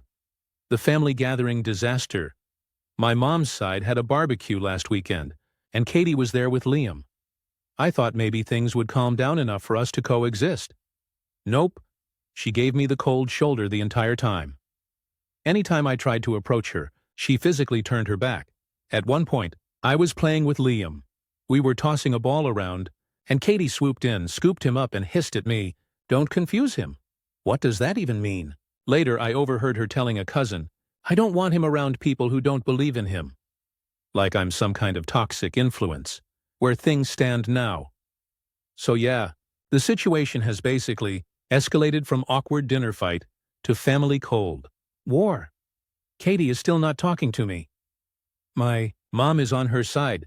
My dad is Switzerland. Half my relatives think I'm the devil. The other half are quietly whispering, "You're right, but damn, you shouldn't have said it." And me? I'm torn between guilt and frustration. On one hand, I know my delivery was harsh and I wish I'd kept my mouth shut. On the other hand, I don't think I was wrong about Katie's behavior. But the worst part is, I don't know if this is fixable. Katie has built her entire identity around being the mother of a prodigy, and I basically attacked her identity. I don't know if she'll ever forgive that. DR of the update. Katie went nuclear. Family group chat exploded. My apology flopped. Parents are mad at me. Mom especially. Katie's husband quietly agrees with me. Liam is confused and thinks he did something wrong. Family barbecue turned into a cold war. I feel like shit, but still, don't think I was wrong. Final update. So, about telling my sister her kid isn't special, well, here we are. I didn't think I'd be back again. But enough has happened that I think this will be my last post on this saga. If the first post was me blowing up, and the second was the fallout, this one is about acceptance, I guess. Or at least me realizing I can't fix everything. The breaking point things came to a head about a month after my last update. Katie had been stonewalling me. My mom kept nagging me to apologize again, and every family event was tense. Then came Liam's school talent showcase. It's basically a variety show where the kids sing, dance, do skits, whatever. Katie insisted the whole family come because this was Liam's big moment, so we all showed up. Katie had Liam dressed in a tuxedo that was clearly too big for him, like he was going to perform at Carnegie Hall. She'd been bragging for weeks that he was going to blow us all away. What did Liam do? He sang "Twinkle, Twinkle, Little Star," off-key. And halfway through, he got stage fright, froze up and started crying. The poor kid ran off the stage, and the teacher had to comfort him. It broke my heart. Not because he failed, but because you could see how much pressure he was under. And Katie, instead of hugging him or telling him it was okay, she looked furious. The confrontation. After the showcase, while everyone else was consoling Liam, Katie cornered me outside. She said, "This is what you wanted, isn't it? For him to feel small. For him to be humiliated." I was stunned. I told her, "Katie, no. That's not what I wanted at all. He's 6. He's supposed to mess up. He's supposed to have fun. That doesn't make him less special," she shot back. "You don't understand. You've never been a parent. You don't know what it's like to believe in your child when no one else does." And that's when I finally said what I should have said from the beginning. "Katie, I do believe in him. I just don't believe in the version of him you've invented. He doesn't need to be a genius to be loved. He just needs to be himself." For a split second, I thought it got through to her. She went quiet. But then her face hardened, and she walked away without another word. The aftermath, since then, things have been icy. Katie still isn't really speaking to me. When we're in the same room, it's polite but strained.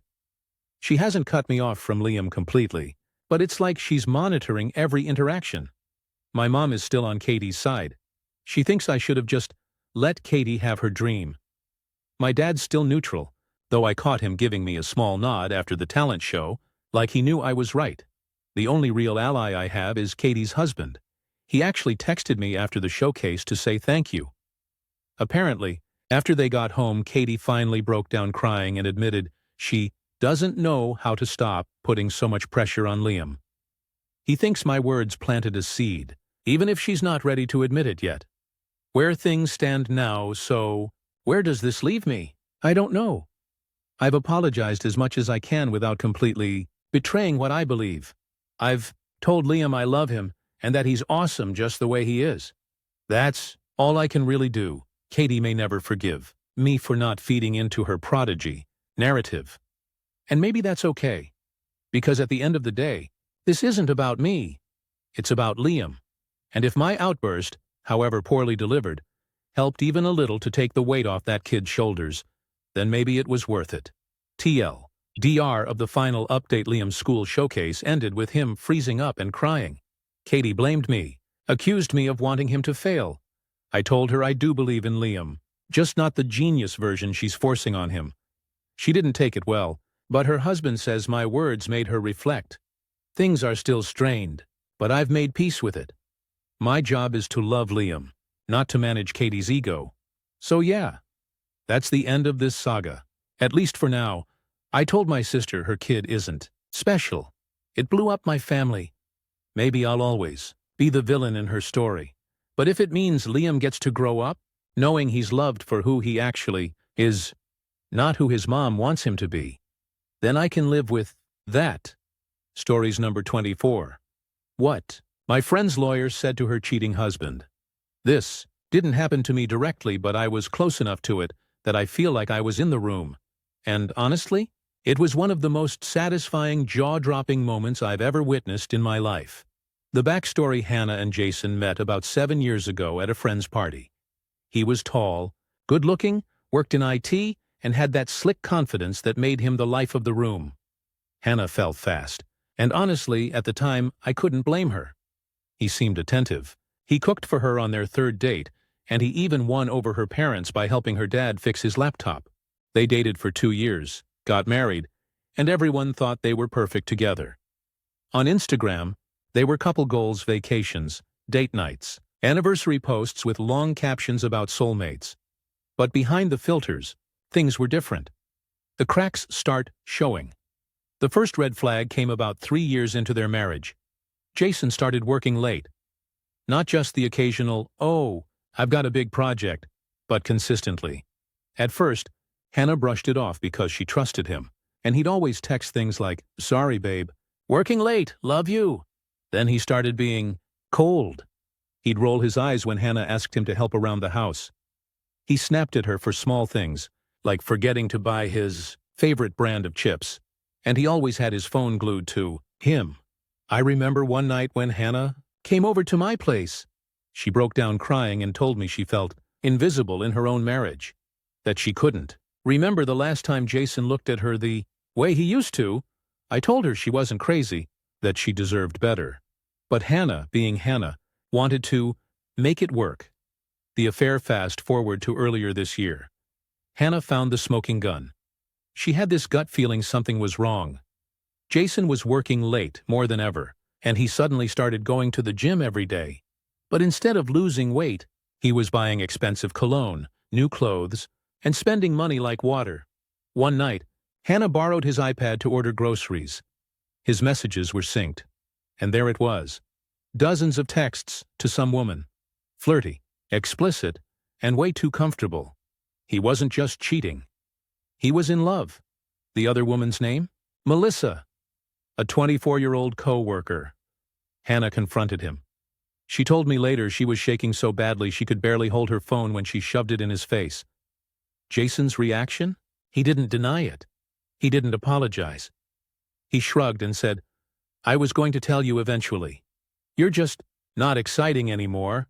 Let that sink in." This woman who cooked for him, supported him through job changes, cared for his sick mom, and was loyal to a fault, was not exciting anymore. The aftermath: Hannah called me at 1 a.m. sobbing. I drove over with ice cream and blankets, and we sat on her couch while she cried until her face was swollen. She told me she felt stupid, like she should have seen it coming. I told her no. The only person who should feel stupid was Jason. For a few weeks, Hannah tried to process. Jason moved out, with Melissa, of course. He told her he wanted a fresh start, and that they should divorce amicably. He even had the audacity to suggest they stay friends. But here's where Jason miscalculated. Hannah might be gentle, but she's not weak. She found herself a lawyer. And not just any lawyer, she found Rachel. Enter Rachel. The lawyer Rachel is one of those women who walks into a room and instantly commands respect. Sharp suits, sharper eyes, and a reputation for being ruthless in court. Hannah said the first time she met her, Rachel leaned forward, tapped her pen on the desk, and said, "Sweetheart, you've been married 7 years. That man doesn't just owe you an apology. He owes you half his life." That was when Hannah started to smile again. The meeting. So, here's the part that I'll never forget. Jason, being Jason, thought this divorce was going to be a walk in the park. He kept saying things like, "We'll split things down the middle, no drama. I'll even give you the car." But when Rachel scheduled a settlement meeting, Jason showed up smug as hell. He had Melissa with him. Yes, the mistress came to the divorce settlement meeting, and he clearly thought he was about to bulldoze. Hannah? I was there for support, just sitting, quietly in the corner. Jason started off all confident, saying, "Look, I don't want this to get ugly. Let's just be adults. Hannah, you can keep the apartment, I'll take my stuff, and we can call it even."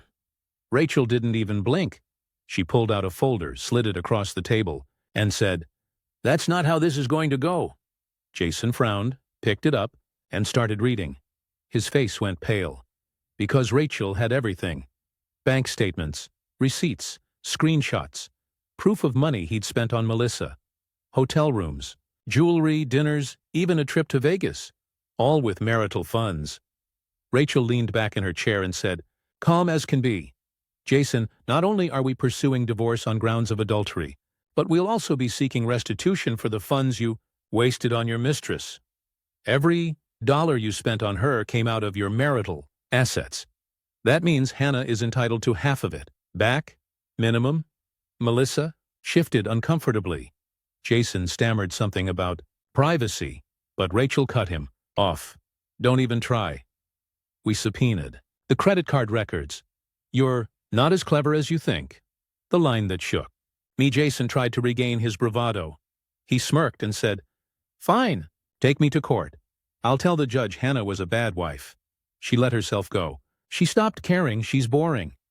That's why I strayed. I swear, my fists clenched so hard I nearly broke my nails." Hannah looked like she'd been slapped. But Rachel, she didn't flinch. She leaned forward, looked Jason dead in the eye, and delivered the line I'll never forget. "You don't get to betray your wife, waste her money, humiliate her, and then blame her for not being entertaining enough. She is not your court jester. She is your partner, and you failed her. If you think any judge in this state is going to look at this evidence and side with you, you're even dumber than I thought." Silence. Dead silence. Jason's mouth opened and closed like a fish. Melissa looked like she wanted to sink into the floor. And for the first time in months, Hannah smiled. Not a big one, but a small, satisfied, "I'm finally being defended" smile, where it left off. The meeting ended with Jason mumbling something about needing to review his options. Rachel just tapped her pen and said, "Take your time. We'll see you in court if we have to." When we walked out, Hannah hugged Rachel so tight I thought she'd crack a rib. She whispered to me later, "For the first time I feel like I'm not the one who should be ashamed." And honestly, that's what made all of this worth it. Jason might have thought he was the clever one, but Rachel showed him what happens when you try to play games with someone who knows the rules better than you. Update: what my friend's lawyer said to her cheating husband. Everyone. I didn't expect my first post to blow up the way it did. I showed Hannah some of the supportive comments, left out the ones that were harsh just to protect her mental state, and she was actually touched that so many strangers were rooting for her.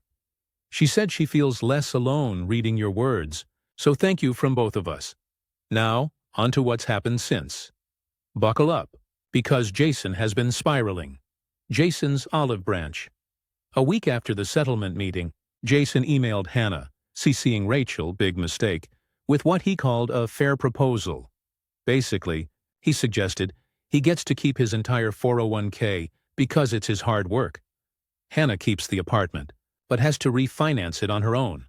He keeps his car, the newer, more expensive one. Hannah gets some of the furniture, but he specifically listed the TV, sound system, and bed as things he's keeping. Oh, and no mention of the money he spent on Melissa. Rachel's response? One sentence. We reject this insulting offer in full. Jason's ego could not handle that. The smear campaign. When Jason realized he wasn't going to bulldoze Hannah legally, he tried emotionally. He started texting mutual friends things like, Hannah's being vindictive. She's trying to ruin me financially. I made a mistake. But does that mean I deserve to lose everything? He even had the audacity to text me. Me, he wrote, you've always been close to Hannah. Can't you talk some sense into her? This doesn't have to get ugly. I didn't respond. Instead, I screenshotted it and sent it to Rachel. Her reply? A simple, thank you. That's harassment. We'll add it to the file. The court date things escalated to the point where it did end up in front of a judge. I wasn't in the courtroom, only Hannah and Rachel went, but Hannah gave me the play-by-play after. Apparently, Jason showed up in a cheap suit looking smug, while Melissa sat in the back row for support. Hannah said it felt like she was in some bad soap opera. Rachel came armed with receipts, literally. She presented documentation of every dollar Jason spent on Melissa. Dinners, jewelry, flights, hotels. Thousands of dollars. Jason tried to argue that Hannah was overreacting and that marital assets didn't apply because he earned that money himself. Rachel calmly explained marital law to him like he was a toddler. Then she dropped the hammer. Your Honor, the opposing party used joint funds to subsidize an extramarital affair. That is not just betrayal, that is theft from my client. Boom. The judge sided with Hannah. Not only is she entitled to half of everything, but Jason has to pay her back for the marital funds he wasted on Melissa. The aftermath. Jason lost it. Hannah said his face turned red and he muttered something about women taking advantage of men. The judge actually told him to watch his tone. Melissa, meanwhile, looked like she wanted to evaporate. After court, Jason tried one last desperate move. He followed Hannah out to the parking lot. Rachel was with her, thank God, and said, you don't have to do this. We can still work it out. We had good times. Rachel stepped between them and said, Mr. Last name, if you continue harassing my client, we will file a restraining order. Leave. Now. He left. Hannah's healing. The last few weeks have been about Hannah finding her footing again. She's still hurt. Of course she is. 7 years isn't something you just shrug off, but she told me she finally feels like she has her dignity back. She's been redecorating the apartment, throwing out things that remind her of Jason. We had a wine and paint night where she smashed some old plates he left behind. 10-10, very therapeutic. She also reconnected with some friends Jason didn't like. Turns out, he had slowly isolated her from people over the years, and now that he's gone, she's realizing how much she missed those connections. Jason's downfall, oh, and the cherry on top? Word's gotten around Jason's job. Apparently, Melissa wasn't just a random coworker, she was a subordinate. Yep. Office romance with a power imbalance. HR got involved. Jason's been under review for weeks. From what Hannah's heard through the grapevine, he might lose his job entirely. Actions have consequences. The best part, the moment that stuck with me, though, happened just a few days ago. Hannah and I were sitting on her balcony, drinking tea when she sighed and said, you know, for the longest time I thought I wasn't enough. That if he cheated, it must mean I was lacking. But now I realize he was lacking, not me. And honestly, that's the closest thing to peace I've seen in her since this all began. TLDR of the update. Jason tried to make a generous settlement offer. It was trash. He tried to smear Hannah to friends, even texted me to talk sense into her. Court-sided with Hannah, Jason has to repay funds he wasted on his affair. Jason threw a tantrum, Rachel shut him down. Hannah is slowly rebuilding her life. Jason's job might be on the line because Melissa was a subordinate. Hannah is starting to realize his betrayal doesn't define her worth. Final update. What my friend's lawyer said to her cheating husband. It's been about 6 months since the infamous courtroom showdown, and honestly, life has changed a lot for Hannah. And Jason, well, let's just say karma works fast. Jason's complete collapse after the court ruling. Jason tried to regain some sense of control. He called Hannah one last time to beg for forgiveness, saying he'd changed. Rachel shut that down immediately, threatening legal action if he contacted her again. Then, things started unraveling in his professional life. Because Melissa was his subordinate, HR investigated their office relationship. Turns out she had complained multiple times about favoritism and inappropriate behavior. Jason got suspended without pay and is now facing a potential termination. A few mutual friends who still had contact with him say he's barely holding it together. He can't charm his way out of consequences like he used to. Every time I hear an update, I can't help but smirk a little, not because I'm cruel, but because Hannah finally gets the justice she deserves. Hannah's empowerment, Hannah, on the other hand, has been blossoming. After the court victory, she focused on herself. She redecorated the apartment to feel like her space, not a place that reminded her of Jason. She started a new fitness and wellness routine. Not for anyone, but for herself. She reconnected with friends she had lost touch with during Jason's subtle isolating behavior. The best part? She's finally dating again. Slowly, carefully, but she's laughing, genuinely happy, and confident. She told me the other day, "I feel like I'm finally allowed to just be happy without guilt." And that's the real victory. Not the money, not the court ruling, but the reclaiming of her life. The kids, if any. Jason doesn't have kids with Hannah, but their friends' children, and even pets they used to foster, have been part of the emotional healing. Hannah told me she's realized that nurturing herself and her circle is more important than trying to salvage someone who doesn't respect her. She even started volunteering at a local shelter, teaching kids basic coding and robotics, something Jason pretended to be passionate about. It's like a way of reclaiming space he used to dominate. The final showdown, one of the moments that still makes me grin, happened a few weeks after the ruling. Jason tried to post on social media, subtly bragging about some new success he was having. Hannah, from her verified Instagram account, simply replied with, "Glad you're doing well. Hope you're learning how to be a better person." He didn't respond. Melissa deleted her account shortly after. It was quiet, subtle, and absolutely savage. Hannah didn't even have to be confrontational. Hannah's reflection. The thing Hannah keeps telling me, and I think is important, is this: I lost 7 years of my life to someone who didn't deserve me. But I didn't lose myself. That's what counts. She doesn't hate Jason anymore. She doesn't obsess over what he did. She accepts it, learned from it, and moved on.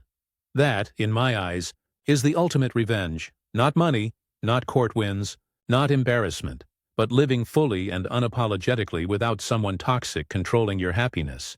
TLDR of the final update: Jason's attempts to bully and charm his way through divorce failed spectacularly. Hannah won in court, including repayment for funds wasted on his affair. Jason's professional life is in jeopardy, thanks to his affair with a subordinate. Hannah rebuilt her life, redecorated, focused on self-care, reconnected with friends, started dating. Hannah's revenge is her personal growth and happiness. Melissa vanished. Jason is spiraling. Hannah is thriving. Honestly, the most satisfying part isn't just the legal victory. It's watching Hannah reclaim her life, dignity, and self-worth after years of manipulation. The lawyer didn't just help her win in court. She helped Hannah realize her value and that she deserves better than someone who betrays her trust. Stories number 25. Abandon your kid on the road as a punishment? Well, now they're getting a free pony ride. I feel like this is pretty minor, petty revenge, but it was such a WTF situation. I wanted to share somewhere. TLDR at bottom. So I work on a farm and keep my horse there. This morning, my BF and I went for a trail ride down the road. I kinda need to give some info as to how this road is laid out. The road is on an incline as it goes up the mountain. There are some activity places up the road from the farm as well. There's no sidewalk along the road and there's minimal space off to the side of the road. When we hear or see cars coming, we pull into a driveway or larger pull-off areas and wait for them to pass before continuing. Not super safe or ideal for horses or walkers, but beggars can't be choosers, and cars are usually moving slowly on this road. There are some slightly more blind curves though, and on occasion, a car moving way faster than it should. At this point, we are on our way back to the farm, moving up the inclined road. We hear a car coming up the road, so I pull into a driveway, and my BF farther behind me pulls off to the side. After a while, a van passes by me with a side door open. I turn to my BF and say, "That was weird. Their door was open." He looks behind us and says, "Hey, I think we should go back. I think someone or a kid is walking on the road. We should make sure they're okay. I thought I heard someone yell, 'Walk!'" I agree, and as we come back over the edge of this hill, sure enough, there's a kid between 10-13, walking on the road with his phone in hand and crying. My BF asks if he's okay and he says yeah, but that's obviously not true. I connect the dots and ask if his parents kicked him out of the car. He says yeah. I'm pretty shocked at this point and ask if he knows where they were going, and he names one of the activity places about 144 mile up the inclined road. I'm pissed at this point because who TF abandons their kid on an unfamiliar road, in an unfamiliar state, he told me his fam was on vacation here, as a punishment? Let alone a road that doesn't even have a sidewalk? Between the dangers of him walking up this road alone and the distance to get to the activity place, I knew there was no way I was just gonna walk away. I also didn't want to make him follow us on foot the rest of the way to the farm. We walked to driveway and I dismounted, then called him over and gave him my helmet. I told him I was gonna put him on my horse and I'd walk her with my BF following on his horse back to the farm.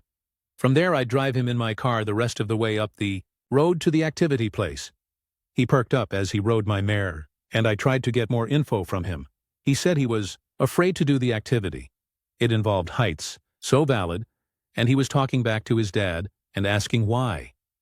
His dad got pissed off and was yelling and kicked him out of the car. He said his parents are really strict, and I didn't want to keep asking questions because every time I did he would get visibly upset. As we neared the farm, his phone rang, and it was his mom. The convo went like this. "Mom, where are you? Kid. On the road. This nice lady let me ride her horse. Mom, what did you tell her? Kid. That I got kicked out of the car, Mom. Did you tell her why? Did you tell her you were being disrespectful? Kid. Yes, I ask if he wants me to talk to his mom, and he immediately says yes. I say hello and say that I put him on my horse so he wouldn't have to walk far, and we are almost back to the farm, and then I can drive him up the rest of the way. She says she's coming to get him and asks where we are, and I say on the road. She says, "Okay, thanks, I'll be there soon," and quickly hangs up. About 5 minutes later, she shows up and I help the kid down. Mom looks irritated, says thanks and tells him to get in the car. Then the following convo between me and her. Me. You're welcome. But it's really not okay to just kick your kid out on the road like that. Mom. He was being disrespectful and taking back to his dad and cursing at him. Me. That doesn't make it okay to leave your kid on the side of the road. You're lucky we were the ones who helped him and not a bad person. Mom. You should tell that to his father, who isn't with her BTW. His father had enough and couldn't take it anymore. Me. Well, it sounds like you don't have a son problem, you have a husband problem. Mom. Huffs, tell me about it. I just let her leave after that. It sounded to me like she didn't agree with kicking the kid out, in which case she should have gotten out with the kid, and that they probably argued over it. Her tone made it seem like this wasn't the first issue she's had with her husband. I didn't want to push it. For all I knew, he was abusive to her, or the kids, and berating her wouldn't have made things any better for anyone. I just hope he didn't get more punishment afterwards for not walking all the way. Whether he really was being a PETA kid or the parents were just overreacting didn't matter to me. You don't abandon your kid like that as a punishment. My petty revenge was that instead of a punishment, he got a pony ride. Plus, anytime he tells the story about the first time he rode a horse, whoever's listening will find out it happened because his crappy parents abandoned him in an unfamiliar place. Kid, I hope you're okay and that I was able to cheer you up in a bad moment. I also hope your mom divorces dad, gets full custody, and he has to pay child support. TLDR. Child was kicked out of their car and forced to walk on an unsafe road in an unfamiliar place as a punishment. Instead of getting punished, I gave him a ride on my horse. F those parents.